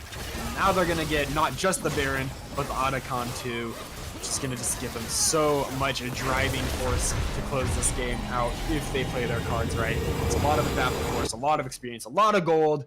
For these next few minutes especially, they are gonna be dominating the Rift. Yeah, and I've noticed this too a lot in recent months, where people will just leave, if Atacam spawns on the top side, they'll just, or even actually on the bottom side, they'll just leave it until a bigger objective comes up later, nearby, the Dragon or the Baron, and then they'll go claim it too if they feel it's been a pretty safe, secure of those objectives in the first place, and just look for a bigger spike out of it as opposed to contesting it earlier in the game. And it works out great for XSVR. They get a pretty big spike, swinging 3,000 gold into their favor. And look at the setup from Sync in the enemy jungle, though. They're going to look for a pick to nullify some of this Baron power play. Yeah, trying to catch on to Kuzu, who did die, doesn't have the Baron, so he won't nullify any of it, but it will delay the push a bit from XSVR. He does not have that sideways pressure anymore. Though, not delaying it enough to lose that, to keep that turret mid. That is going to fall. 3 members of XSVR just tearing into it, and they're going to rip it down. They might lose another. Yeah, they're going to lose the inhibitor. I think it's too early for an... Well, it's not too early, but I don't think they're going to break this inhibitor right now. Just break the turret, save the inhibitor for later. Oh, here come the ults. The fitness from Mayhoy, the Weaver's Wall as well from Aquafilis, but the Tide Caller is blessing push them away. The bubble as well. So a lot burned there. Oh, no. A-Hop was looking, but he gets caught instead by Queenie. That is the support down for Sync. 4 members of XSVR are here. He's respawning soon, though. Does have the teleport off of Felix. Forced the flash away. Got kind of low. Queenie needs an opportunity to go into Spada. Taking a lot of damage. The teleport from Kuzu is here. He's on the side. He's looking for Cloudberry. They've got to try to body block or force the flash through. They can block, but they're going to lose their Trundle Port, and Kuzu slays Duddy Brain. And now everyone from Sync scattered to the hills. Spada does manage to get out.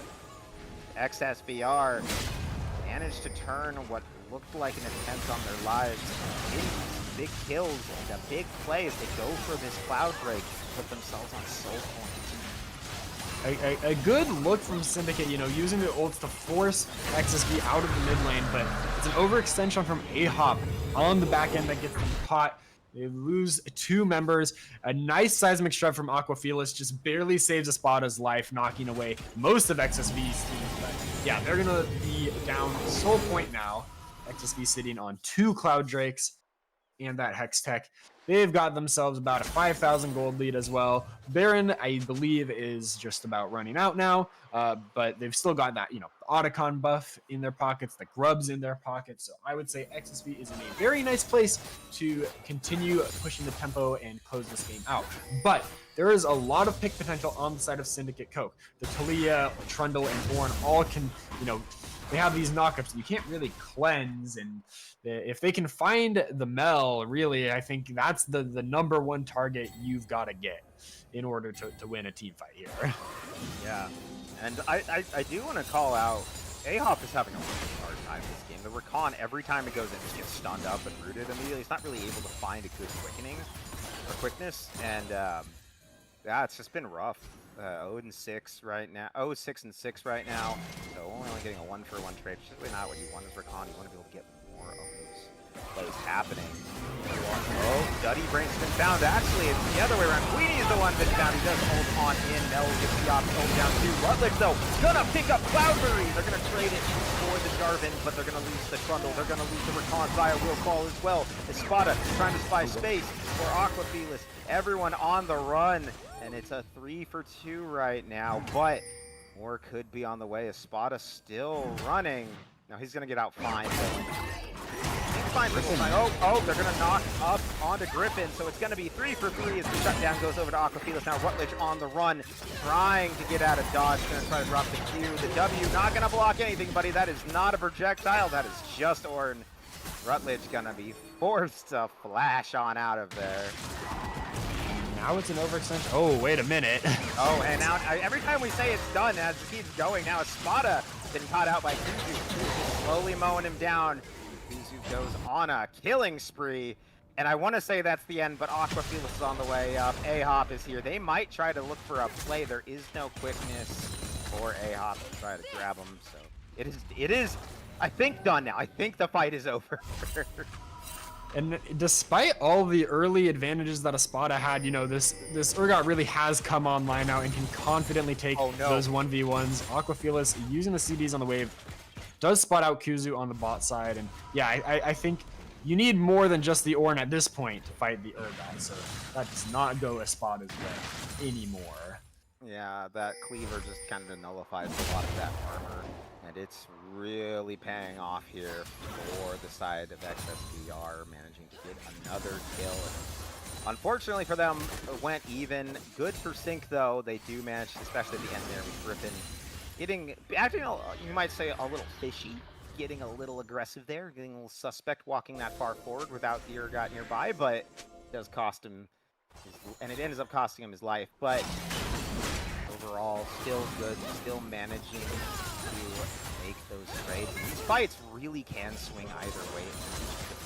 Getting caught out. I feel like if Rutledge is taken out early in these fights, it goes a lot easier for the side of Sync. But in the same manner, if Cloudberry falls, there really isn't a lot of moves to use.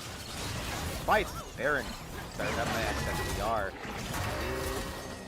Get healed up Everyone kind of dancing around, jockeying around this Baron as we said. There's Spotted gonna get hit. Aquafila's not getting stunned up. Queenie looking to go in. The tidal wave coming through.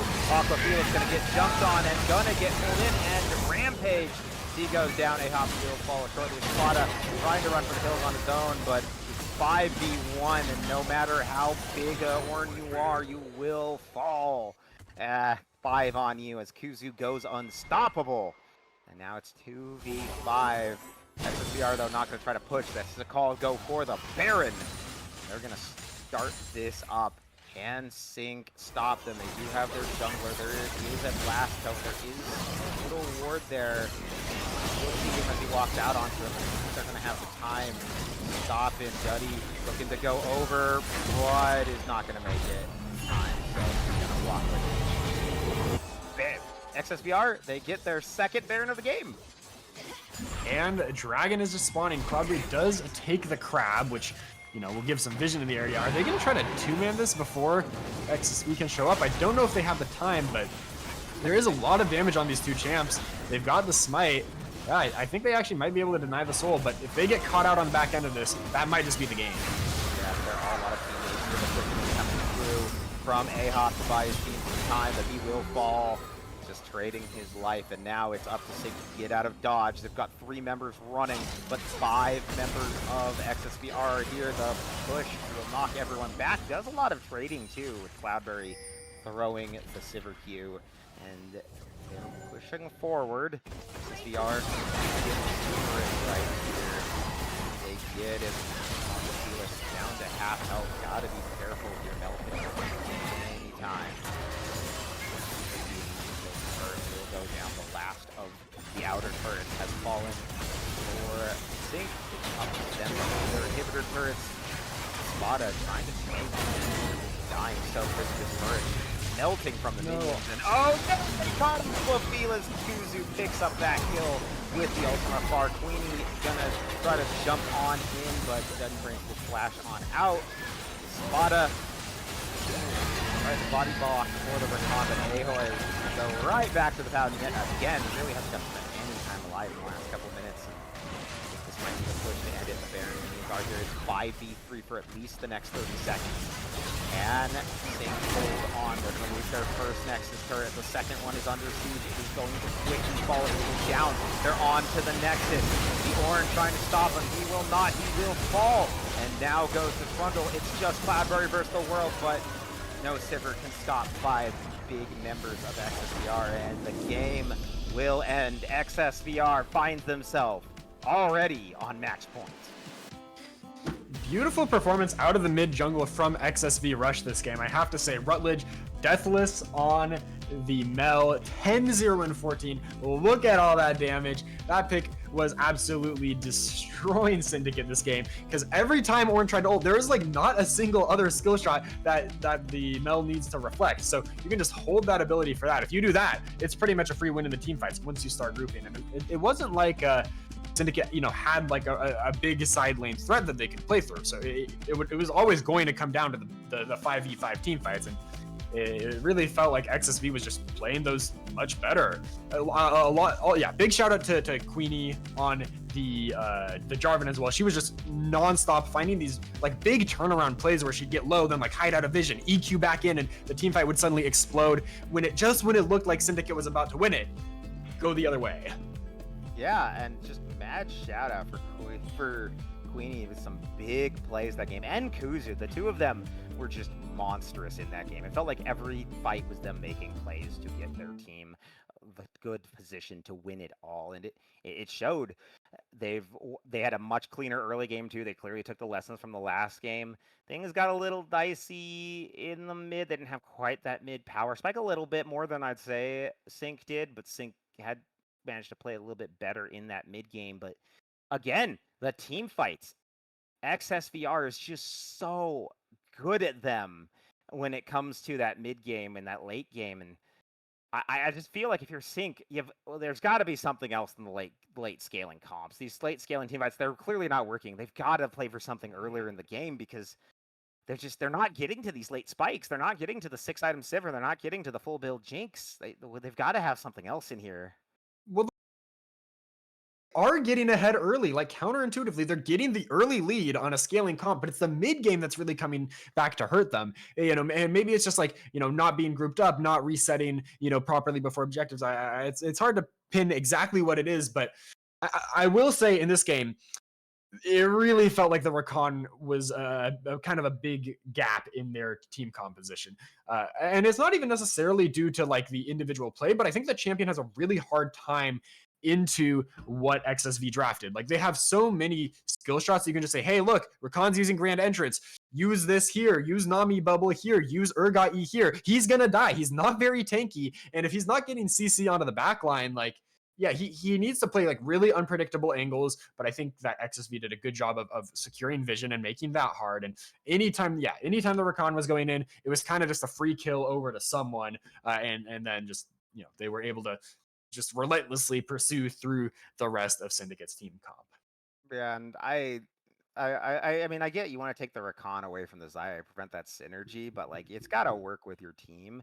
I actually think also like even the runes they picked. Well, I'm just looking at his runes. He took Guardian. I know that's really common for a Rakan. I still think if you're running into this thing where your only other engage is an Ornal and they have a Mel, you might as well just take Aftershock. Or at least upgrade your support item to be the tanky one. Make yourself tankier so that you can be engage and go in and get out alive because you need to. I don't think you need really all that shielding for your. I mean, you have a Sivir. She's gonna shield herself. She's kind of self-sufficient in that regard. You don't really need to give her more shields. What you need is to be able to get in and be the engage for your team. You're the only thing they can't stop. Well, I mean, you do with the bubbles and stuff, but they're the harder part to stop. You can't just Mel W it.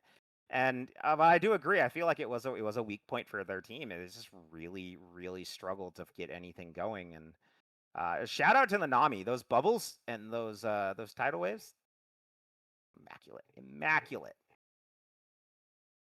Yeah, I mean, I think everyone on XSV really like played their part this game, in especially in the mid game. There were some deficits in the early game that I didn't necessarily expect to appear, but they really pulled it together.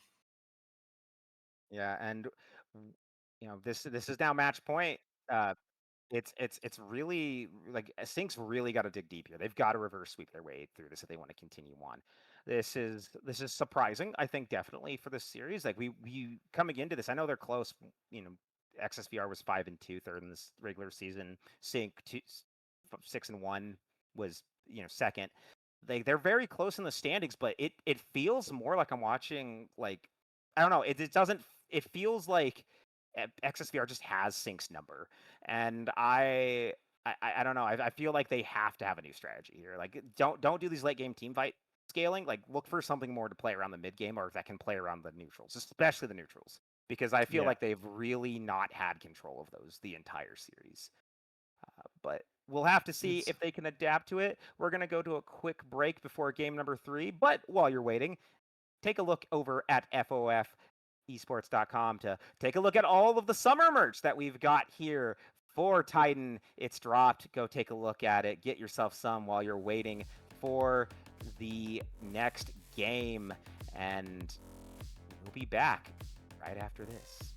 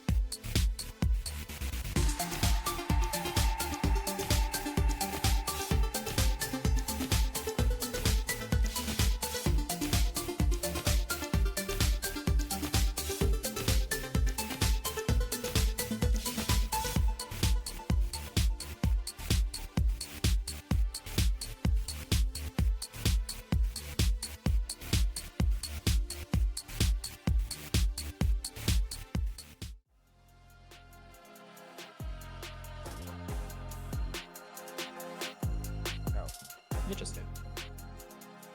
Hello, everybody, and welcome back to game number 3. We find XSVR looking very dominant both these games. We thought it would be a lot closer, but they're up 2-0, and it's on sync to reverse sweep it in this, starting with this game number 3. Yeah, they've got to dig deep, pull something out, maybe change something up, but it might be tough, when you go down 2-0 like this, that can definitely take a toll on the mental, and get you might just end up, stuck in the same old patterns that got you those 2 losses in the first place. But I believe in Syndicate. I've known Espada to be a powerhouse in the top lane. We've seen how he gets these leads in the early game. I think we've seen, good looks from Cloudberry. I think they have the tools to make this happen. They really just, a lot of it comes to the minute details and the, League of Legends being a game of inches. We've seen a few minor oversteps, things like that have just dramatically changed how these games have played out. And if they can really tighten up those small details, I think that might be enough for Syndicate to get back into this game. But we are seeing them stick to the red side here, trying to get the counter pick probably for top lane. We'll see. I think they used it for mid last game. But yeah, bans staying mostly the same. XSV gonna have that first pick to steal away whatever they think is, you know, a power pick, a flex pick, or whatever it may be. Yeah, excited to see what they pull out this game. And we're getting further into the pools now. 4 of champions from each role are out, plus all the bans as well. If it's the same as last time, you're going to see the Chris ban. We're going to see, last time was it Smolder? Yeah, so we'll probably see the Smolder ban. So what's next in, oh no, it's a Vi ban. Okay, so Smolder, still smoldering. I'm just going to put it on Sync if they want it banned. Otherwise, it could go first pick over to XSVR. Will they allow them to have it? Yeah, Morgana gonna be it again. So same bans for Sync, just out of different order. And now XSVR, what is your first pick? Drum roll, please. It's gonna be. I'm expecting Smolder or Senna. Okay, hey, it's Smolder. It's all right. Yep. I got it. Yeah, they left it open. Sync decides not to say hey, you know what? We think we can deal with your Smolder. We think you can pick it and we can beat it. So Smolder is on the board. Maokai gonna be the response from Sync. Good pick there. A lot of flexibility to multiple roles, so always a good early pick, especially if you don't know what else your opponent's got in the tank. And I'm expecting the AD carry here. It's gonna be an Ashe. Okay, so Sync changing it up. No more late game hyper carry. You're looking for the utility to set up the rest of the team. Yeah, a lot of CC picked early. I'm always a CC fan. It makes playing the game so much easier when you can just, you know, slow your enemies, stun your enemies, root your enemies, whatever it is. But Melio is a great answer to that because he can cleanse all of that with the push of one button. And, you know, he's going to amp that Smolder damage a lot. He's going to be able to peel with that super mega fire kick or whatever it's called. Ultra mega. Super mega's Jinx ult. Okay, my bad. But yeah, and it's going to be a Zac giving a lot of engage onto the side of XSV. Poppy, though, picked up, which can stop that in its tracks and help lock down the Smolder even more. Yeah, it's going to be very good stopping the Zac. I think it stops Smolder E2, right? It does stop his flap. I think it does. I think so. It's like, it's a move speed buff, not like exactly a dash, but it might still be able to ground him out of it because it lets him go over walls. Yeah, I have to see that interaction. It's one of those ones, again, you don't see him that often, so you just kind of think, well, it should do this way, but does it? We did get to see one of those weird interactions last game, the Talia and the Mel thing. We were hoping for that, and that it does reflect it. That was fun to see. I also didn't realize it turns it gold. Yeah, I didn't really think about that until I saw it on all the spells. Like, it turns all the spells gold, because usually, you know, scale shots are really small. So interesting.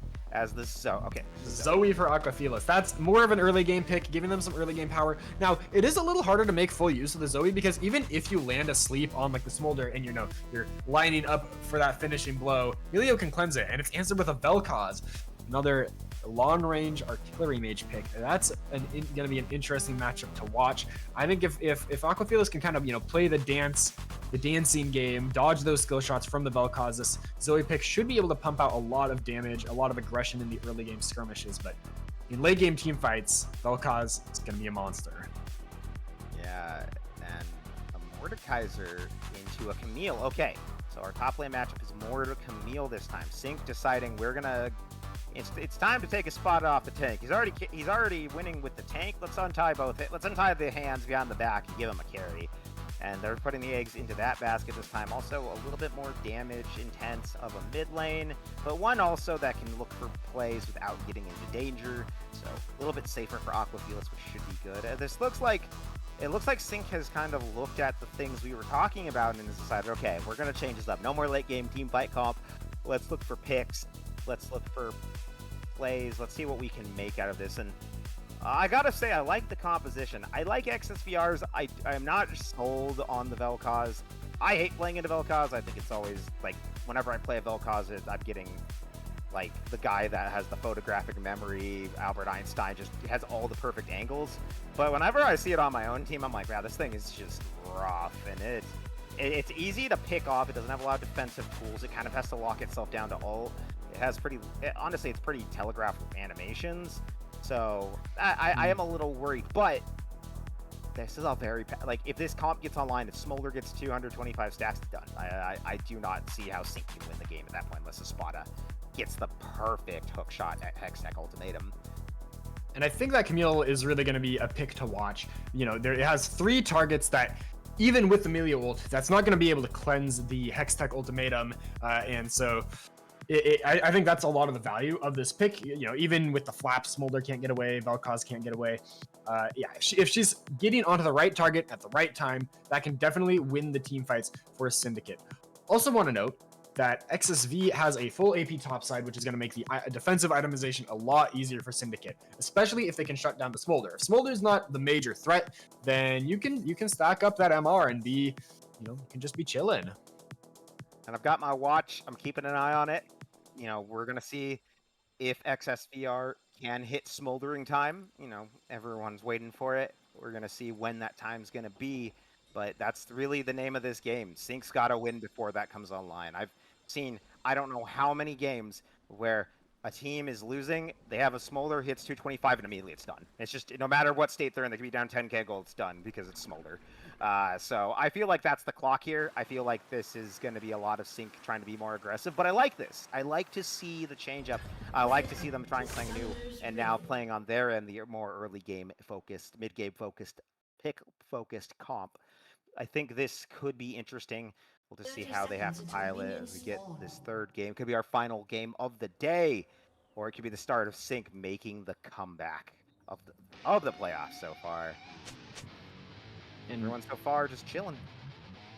And I haven't been reading chat too much, but I am looking at Twitch chat now. Someone pointed out the R5 Camille into Mord, maybe not the greatest pick. I had to go and look it up. Looks like that has in solo queue at least, a 46% win rate into the Mordekaiser. So gonna be maybe a pretty tough matchup for Espada, but we've seen him play pretty effectively in counter matchups before. I'm pretty sure the Urgot's a counter to Orin, and he was getting, some nice kills in the early game at least, even if the late game didn't go the way you would like. But I think Espada might be able to pull out some magic here. We'll see, as there's going to be a little bit of trading down in the bot side at level 1. I also want to point out that the Zoe has the teleport.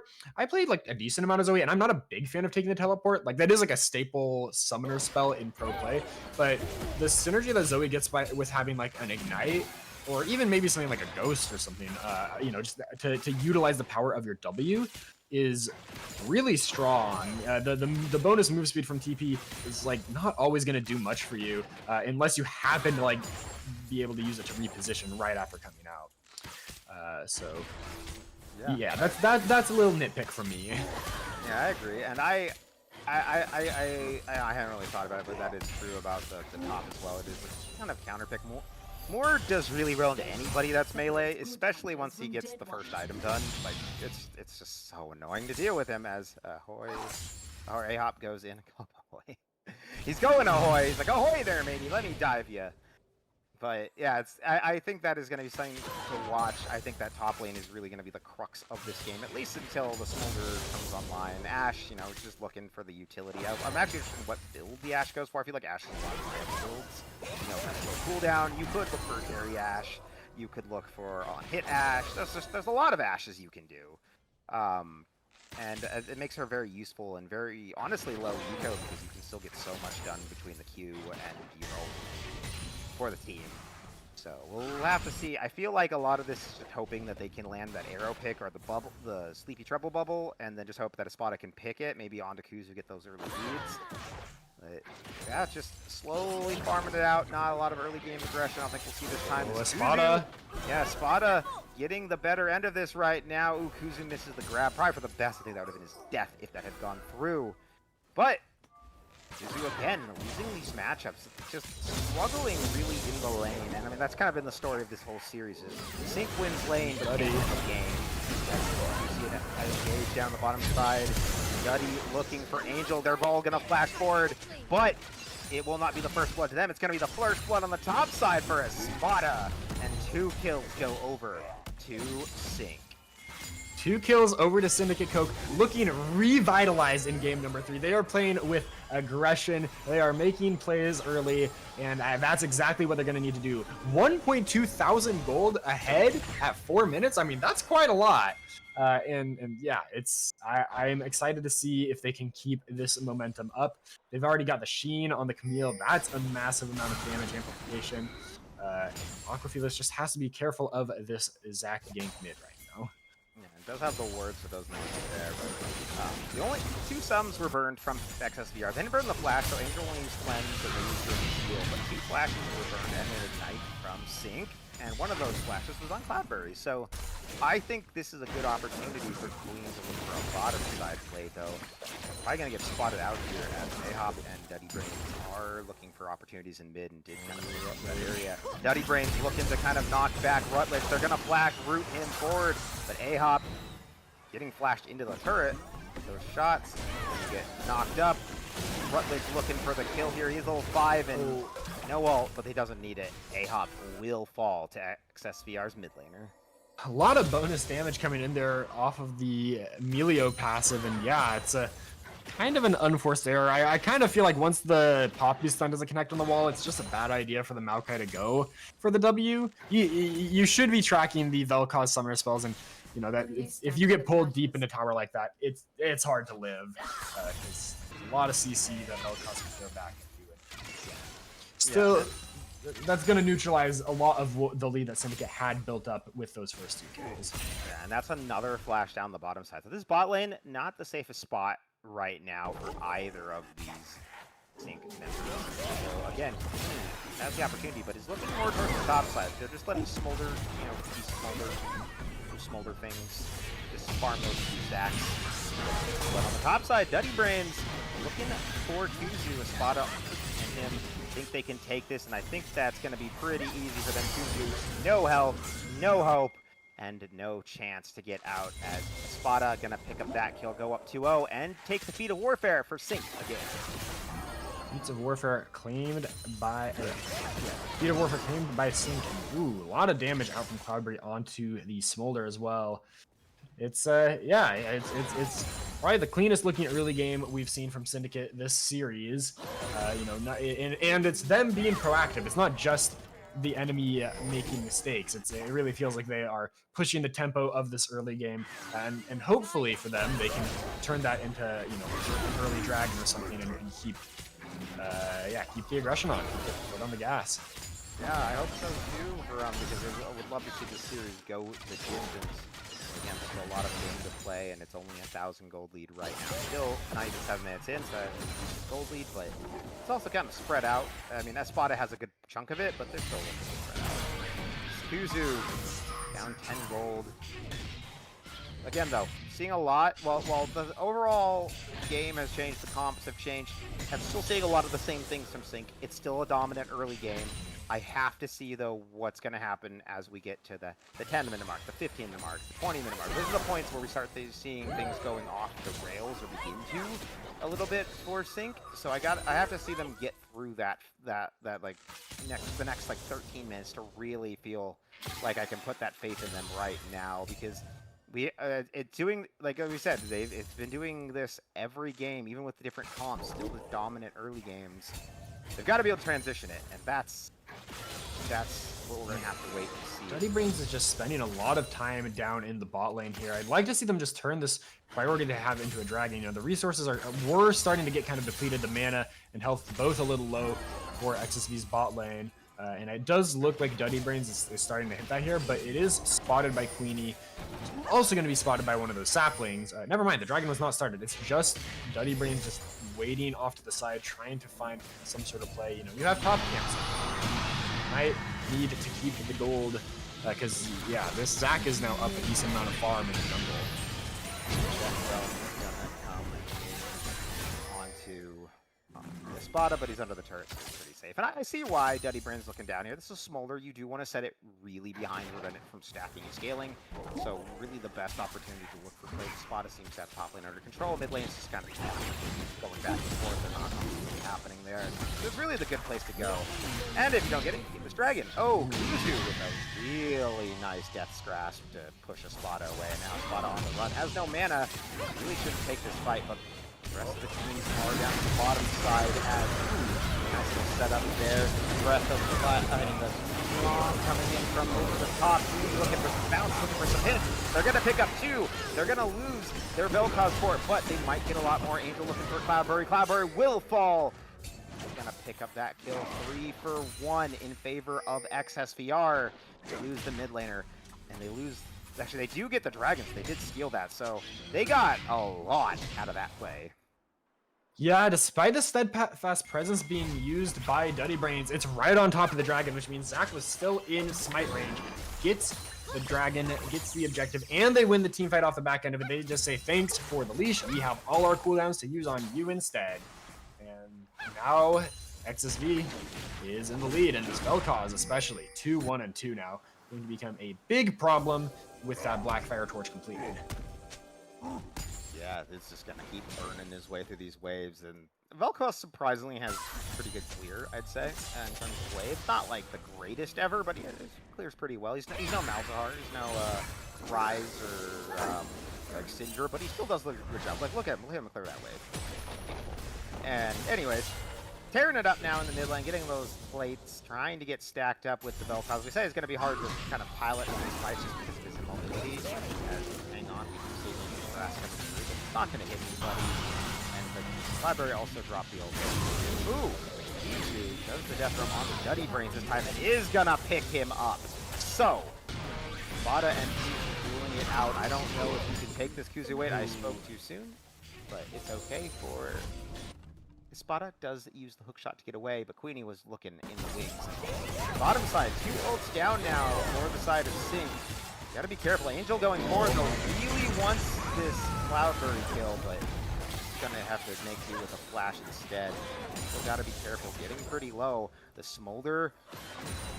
Hang on, what's the stat count at? Can I get a Smolder stat count check? Production, I want to see where the Smolder is at. How much is the Smolder at? He's definitely at 25 stacks already. I want to say he's approaching the 125 mark. I'll have to see when we pan back over to him. But yeah, second objective claim now by XSV with the grubs, and it's off the back of a big 1v. Oh, there's a kill down in bot lane. Yeah, there goes the Smolder. Milio will get away, and there might be another in mid lane. Duddy Brains was looking for Rutledge will get away. I don't know what exactly happened on the bottom side. I'm guessing without the flap, that Smolder didn't really have a lot of weight. I see a flash down from A-Hop, which tells me that it was just a flash Nature's Grasp. Or wait, I think so too, yeah. So good play. The Twisted Advance, I mean, but yeah. Yeah. Good play from Sync to pick up the kill there. We were just talking about they're trying to shut down the Ash Arrow onto Rutledge. They have enough to follow up. Oh, they do manage to land the Q, and he is forced to flash. The Sleepy Triple Bubble, though, not quite gonna make it. So, that felt delayed. I felt like Sync wasn't expecting that arrow to hit. Yeah, I think you kind of have to prime the the Zoe Q or something like as that's in those last few inches almost about to connect, but it's still a big cooldown burn. It's the TP and the flash down, and they really need to take advantage of this Vel'Koz having no flash. They got the flash down earlier, but they waited too long to make a play on it, and then it was back up for the dragon fight. Didn't even have to be used, but just the unthreatened Vel'Koz was even just having the confidence to play more up because you have the flash if you need it. That alone makes a big difference in those plays. And top side too, it's actually dead even despite the kills going over to Espada. The Mord kill has managed to bring Kuzu back into this, the one on to Duddy Brains, so looking good for him. Ooh, the Sleepy Triple Bubble is not going to land. Oh, Queenie though, looking for Aqua Felix. The ult coming through, the Disintegration Ray will be enough. And Rutledge has analyzed Zoe and finds her to be happy in life. And Duddy Brains also actually used the Keeper's Verdict there to try to eject Rutledge, but it was just out of range. Aquafelis goes down anyway, and yeah, good punish by Queenie, jumping over. That's one of the challenges of Zoe E. It's another one of the, or Zoe Ultimate. It's another one of those abilities that says, hey, if you put a skill shot here, I'm gonna get hit by it. It's punished masterfully by the jungler from XSV. Gold's still 1,000. It's where it was 10 minutes ago. It's where about 8 minutes ago. It's where we're back to again. Nothing really has changed. Still a long time ago, but nothing really changes. XSVR's bot lane still looking good. I actually didn't see when we panned over to Smolder what his stacks were, but I think he's getting quite close there. The Poppy is down here as well. They get on to Ahoy. Oh, but he dashes advance back on to Angels. He will, though, have to head for the hills and Cloudberry. Ooh, first from the Smolder. No. Oh. Right yet. Oh, man drops the treble bubble. Are going to push back Aquafilas. Angel on the run. Going to have to flap out of there. And 4 members of Sync are down here, but they are very low. But so are the members of XSVR. Oh, another bubble. Triple does land. Emilio lives. Griffin does go in.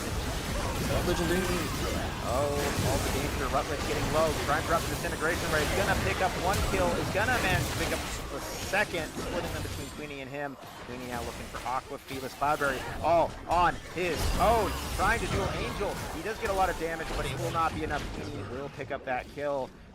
Aquafilas will hit the Zac, but only knock him into the bloblets, so he will get back up and gives Queenie a nice little heal there. Aquafilas, but again, the kills going in favor of XSVR, 4 for 1 overall in the last couple of minutes for them, and it's looking good for the side, for our third place team, as they're trying to close it out with a 3-0. 115 stacks on the Smolder. Yeah, heartbreak in that team fight as the bot lane for XSV got so low near the end there. That was extremely close to being, potentially like a 3 or 4 kill fight in favor of Syndicate, but instead it's the dragon claimed by XSV. I believe that's the 3rd objective for them. Now I think they also got the grubs, so that should be, that's 1 feat down for them. It's going to come down to whoever gets the first turret for securing those upgraded boots going into the mid game, and Espada almost dropping to Kuzu in the top lane. Yeah, Kuzu himself almost dropping there. It's pretty low. I think it's going to be Overland's a stun here, though. Duddy Braids is on the way up, so Kuzu might want to back up in a moment. Tries to get the pull onto Espada, looking for that quick kill. Won't find it, though. Duddy Braids is here. He's going to get pulled to the Death Realm, though. This is not a 2v2, this is a 1v1. And can't go that far when he's in the Shadow Realm, so Kuzu only going to get knocked back by the Keeper's Verge a little bit. He's going to get out of there safe, but Kuzu does a really good thing. Duddy Brains really should be careful coming up here. Could be easily Death Realm taken out. Giving those stats on over. Ooh, Cloudberry has been caught by Queenie. They're looking for him. Rutledge trying to get the ult. Does get the disintegration ray down. Queenie's going to push him out of it, but I don't think he's going to pick it up anyway. There was enough damage that far away, and we are still trying to make plays, still trying to break this turret. They want this first turret. They want to get those upgraded boots and power that comes with it, but Sync holds on so far. And oh boy, these teams, I feel like a fight's gonna break out around this Herald. And we're really seeing the counter pick for Kuzu come online at this point, even though Espada once again was able to secure some early advantages. A Hop maybe picking a back to the fountain, but he's fine for now. Mom doesn't do quite enough damage to kill him, but he is forced to burn the Flash. So ultimate for Flash, I take that trade. The ultimate's already coming off cooldown pretty quick. Angel getting close. I don't think he's at 125 yet. Like you said, he's 115 earlier. Still just shy, but when he hits that, it's gonna make his clear better, and puts him that much closer to the big 225 stack spike. Yeah, the Smolder, not in the strongest spot, but certainly not put in the gutter as you would like to do to him in this situation. And we've got Uni starting up the Rift Herald as well. Plenty of members from XSV in the area. And this is probably just going to go down to them. Maybe Syndicate can trade something back in the mid lane, but they don't really have the wave for it. And Kuzu's here.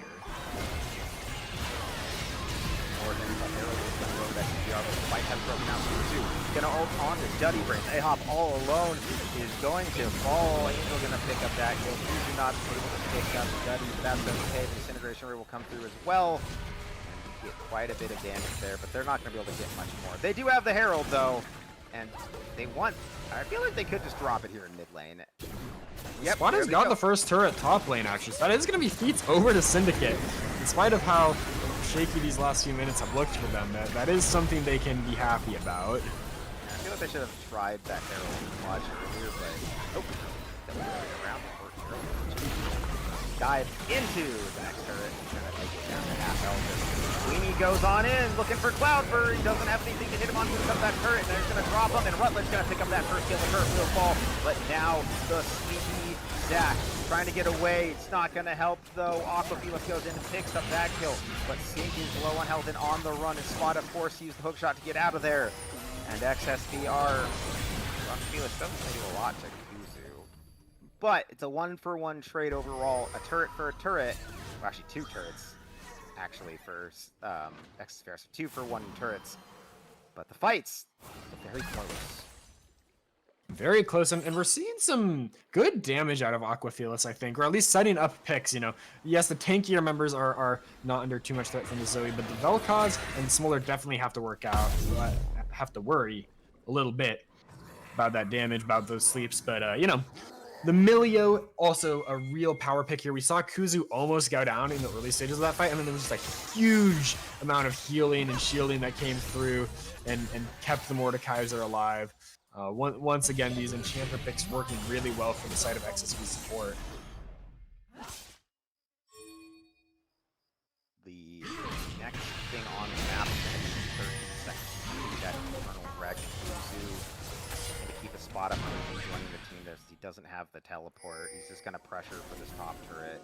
Spada comes down here. That is the turret gone for him and his team in the top side. They might be happy to trade that. Yeah, he might be just happy. He's going to walk down. Mord is coming as well. Kuzu just going to minion finish this up. The Sneaky Trouble does come on to Queenie, but just short. Aquafelis going to take a damage there. Spada, to be careful. They are looking for him. He's going forward, trying to swipe his way in. Kuzu is here too. No one's even going to start this dragon. Sneaky Trouble. Sleep on Milio, but yeah, no follow-up. They're going to block that for him. The Achu does hit, so another stack over to the Smolder. And it's going to be XSVR that now has the inside crack on this dragon. The Sneaky Trouble is going to land. No one's going to hit it. Everyone's just body blocking to just prevent the Smolder from hitting the Sleepy Trouble bubble. But they're going to trade dragon for turrets. So, Sync, like we said from the last couple games, continuing their... Sorry, the Disintegration Ray is stopped by the Sleepy Trouble, or Aquafelis would have been in quite a bit of pain. But, seeing more of what we saw in the earlier game, I said it was too soon to talk about it, and it is again. Sync, dominating the early game, a little bit even in the mid-fights, losing early fights, and now just no neutral objective control. So, oh, hang on. Rutledge has been caught by a spotter. This could be a big play for them. This is a pretty big... Oh, the failed flash, Rutledge. So close, but so far. It'll be a shutdown for a Spada. And Ashero's going to come through. They know they're on the Atacan. There's no one else here to stop them, but Spada is... Well, I don't know if he can teleport in. He's not going to... They're not going to get there in time. XSVR will pick up the kill. Oh. The twisted advance. Who's gonna block for Angel? Trying to grab somebody, but here comes Mom from over the top. Queenie about to go back in.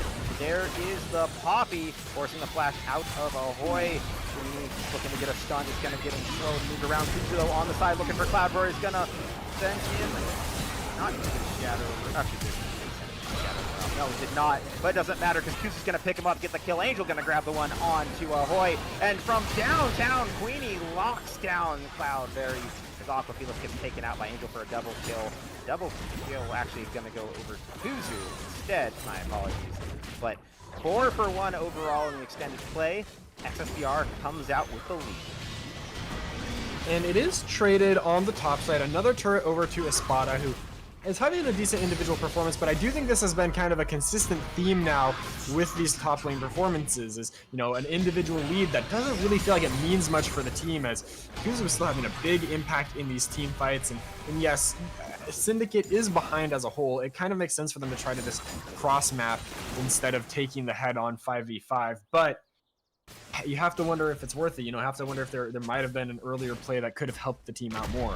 I think Syndicate's team composition really would excel at kind of roaming together and finding picks like, you know, around that 14-15 minute mark when most of them have their first items, and I don't think there was enough of that.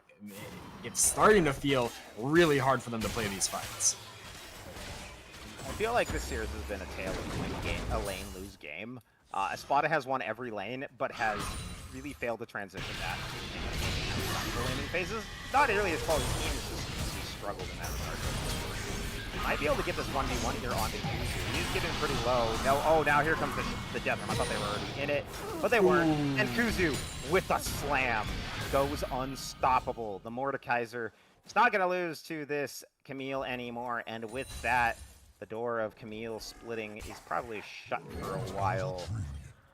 But yeah, I agree. Like, it just feels like it's the same. Like, we're just seeing like it's this continual story of dominate the lane, can't transition it to later on, and Kuzu, while really struggling in the lane phases, really putting on a masterclass of how to like still be effective for your team despite being a hot behind. And these aren't utility champions. He's not playing a Shen. He's not playing, like, I don't know, like, he's not playing Maokai. He's not playing Sion. He is playing champions that really has been picked by Duddy. He gets them all stunned up, but he is going to get out. His mom comes in from over the top. The teleport coming in from Kuzu. Now they're on the hunt. Ahop's going to get slowed by the Achu. Twisted Advance coming. They're looking for him. Oh, Smolder at the 225 stacks, and he is going to get that executed. Angel going on a rampage. Smolder, I'm looking at my watch. You know what time it says? It's smoldering time. And he is just disintegrating those health bars from Syndicate. They're having such a hard time getting onto the Smolder because there's so much poke from the Vel'Koz, so much peel from the front line. Oh, there's a sleep, but I don't think there's going to be any follow-up. They're pretty much just having to hope for the steal here. Yeah, they gotta hope Aqua. The whole after Queen just might be really Aqua. Oh, a lot of damage from the Zoe. Yeah, the Griffin getting low. Oh, they wait a minute. Zach's out of the pit. Can they get in? Keeper's Verdict has gotten onto Queenie. The Baron is healing up. I think they're just gonna peel off of it now. They've been poked too low. They've been pushed out. And with that, well, once it started healing, that was done. That was his order. So good of Seek. They stopped the Baron take. But the soul, the Infernal Soul is now on the table for XSV. They already have the other 3 Drakes. They just need to get in and fight for this one. Kuzu standing in the Tribush, not on vision. It could be in a good position to make something happen, and he's sneaking up on Espada. Yeah, but there are 2 members up here. Oh, they're actually looking for Queenie, who's looking for an engage in the Cloudberry. Aquafilas comes in. He's going to land the Sleepy Trouble level onto the Zac, but the rest of XSVR is here, and on the bottom side, Kuzu and Espada going. Espada just trying to run away, trying to trade back. Everyone kind of rotating down here. I think XSVR realizes what's going on. They're trying to kill Kuzu.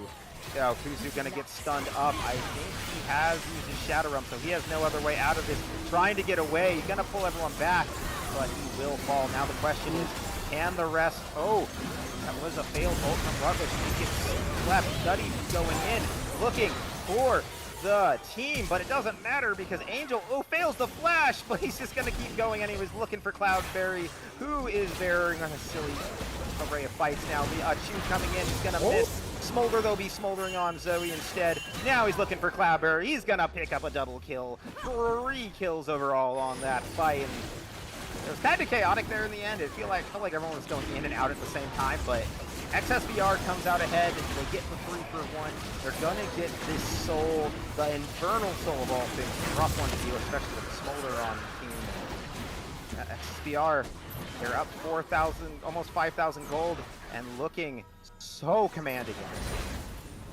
And it starts off with a decent look from Syndicate. They recognize, even as strong as Kuzu is, he's still pickable without that Death Realm. They get the opening kill, but they're kind of backed up against that bottom lane, against the walls of that lane, which means the Smolder and the Vel'Koz can just hit them from a distance. And even with Rutledge getting slept out of the Disintegration Ray, it's still just, I mean, we saw how much damage the Smolder Q and the Mom was able to deal. Now that's Infernal Soul claimed by XSV. Going to just, yeah, it feels really hard for Syndicate to find a win. They're down 5,000 gold, which is, winnable, but I think XSV's comp has already scaled way past the point where Syndicate has a realistic chance here. But miracles could happen. We could see a steal. We could see, a pick onto this Vel'Koz or the Smolder. Anything can happen in the late game. It's really just a question of, can Syndicate jump on the opportunity if it presents itself? could be it right here, going for the Baron. The members of the team up. They do have a vision on it, but it is going to go down. Baron to XSVR. And that was the Twisted Advance, so not a lot that's going to stop them if they continue forward. See trouble coming through onto the Mordekaiser. Who's going to take quite a bit of a chunk, big chunk there.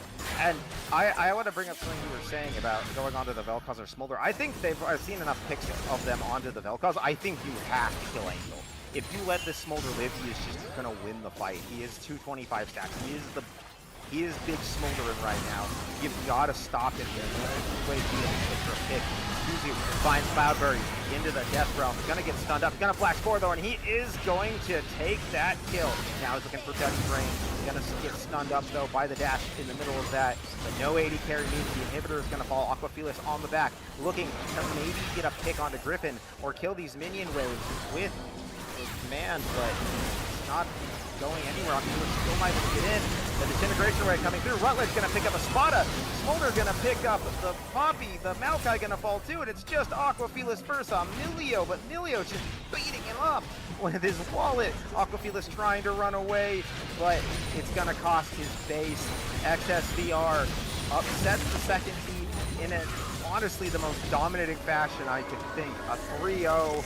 Honestly, pretty clean games outside of Fiddle's early game. And XSVR is going to move on in the playoffs.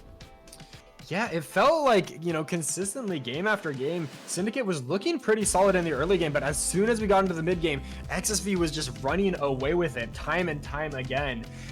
But, better coordination, playing with more confidence and better timing around the objectives. Once those turret plates fell off, it was all XSV rushing themselves to the finish line in a quick 3-0 victory. Yeah, and Sync, I'm gonna make this pun. I already made it in the chat, but they're probably smoldering after that one. That looked like they had so much control for so long yet again, and they did the same thing. I said I didn't want to say they had this until the 20-minute mark, and what happens? They get to the 20-minute mark, they lose the fight in mid, they lose the neutrals, they continue to slowly bleed the fights, and then they take one big fight and it's done. So unfortunate, but I think that's just a sign of XSVR. They had Sync's number the entire time. They played them like a fiddle. They knew what their game plan was. They said, you know what, you want late scaling 80 carries, we'll take it. You want to have a dominating top laner, fine, we'll let him win the lane, but you're still going to lose these games. And even look at the damage to the turrets. The Spada doing honestly so much. I know they didn't win. I almost want to say Espada is still my MVP of this series, because I feel like if he wasn't there, this could have been so much more painful. It could have been a lot more painful, but I do feel like some of the individual performance that we're seeing from Espada kind of feels almost pushing the line of rage splitting. I mean, they were in the enemy base, and Espada was still hitting waves top, sure, you're making yourself stronger, but and maybe the game's doomed at that point anyway, but I do think that has been, from my observations personally, kind of a consistent point for Espada of securing the individual lead, but then the team loses anyway. And I it's hard to say, is that Espada's fault? Is that the team's fault? It's clearly I don't think there's any one single place to assign blame, but it happens a lot. That's fair, and to be fair, I put more emphasis on the individual performance than anything. But I think that is a fair point to make. Honestly, I haven't got to see a lot of his games, but that might be something, especially going into this off season, to think about. If this keeps happening, I need to change some things up with the style, with the playstyle, or how the team plays around you. But still good performance overall. You got to give them still props. They went 6-1 in the regular season. They made the playoffs. That's still good. This is still a good spot to make. And we've been pointing out all these mistakes, but it's because we want to show them these are the things you need to work on for next time. And we hope to see them back next season, these issues fixed and looking really strong. I mean, if they're 6-1 and have this clean it up a bit, it could be a really scary team heading into next season of Titan. Yeah, could just be a bad day too. Maybe the team that secured that 6-1 scoreline just things come up. Sometimes someone doesn't get good sleep. Someone has a bad day at work. Any number of things could it could make or break a team on the game day. And today it was all XSV. I really have to shout out like every single player from the team. I think they did their jobs excellently. We saw consistent low death, high damage performances out of Rutledge, Queenie making plays around the map, Kuzu weathering the storm of Espada, Strawn laning to be a major player for the team. Angel, especially in games number 1 and 3, fantastic KD, fantastic damage. Really the big carry for XSV, and I think Griffin kind of quietly having a really good series as well. Yeah, I mean, this is the kind of game like opening to the playoffs you want to have as a team. If you want to make a deep run, you smash the team who's number 2 in the standings. You make it look easy, and now anyone you're playing is gonna be like, oh, dang, this team's pretty legit. Like this could be really scary. So yeah, that's something nice. You have this nice boost going into the next thing. It's not like you just beat a lower team; you beat a tough opponent and very convincingly. So everyone else in the playoffs going to really have to watch out for them. They could be like right now they have to look really strong. Like granted, I haven't seen like how they're gonna match up against everyone else left in the bracket, but if this is anything to go off of, I think going into any match, even against the number 1 seed, they could still they have a pretty good chance of winning it. So I'll be excited to watch their progress through the rest of the playoffs. But I'm gonna actually double check production. Do we have a playoff graphic we can take a quick look at? We do not. Unfortunately, it's went a little faster than we were than honestly we were all expecting. So we don't have that quite for you. That's okay though. The playoffs are still happening. We've still got a lot of good games. Just means you have to tune in to see who's playing who. But that does it from us. And Freedom Potatoes. Actually, before we go, do you have anything you want to say about this or series or this lovely merch over at fofesports.com/net? The merch rules. I highly recommend taking a look. We've got. I'm personally a big fan of the Honest Climber tee. We've got many Honest Climbers here in Titan, so you got to represent. But yeah, I think that's pretty much it for me. I think we've said most of what we can without pulling up a replay and really getting into the details. It's been a pleasure casting with you, pleasure casting these teams. Despite the 3-0 scoreline, I feel like at least games 1 and 2 kind of closer than the scoreline might suggest in a That's way. fair. Yeah, in a way, it felt a lot closer, at least in the beginning. But I find this happens in a lot of leagues with playoffs. That it really is the team fighting. I feel like in modern league, like the macro and team fighting, especially in the mid game, is such an important thing. Teams really need to put more emphasis on. And XSVR, they've done it, and it looks good. But I agree. I don't think there's really much more we can say. Green Potatoes, it's been a pleasure as always casting with you, and that does it for us. So we will be seeing you all later, but don't go anywhere because you'll have more Titan Esports action coming up in the next couple days. So stay tuned.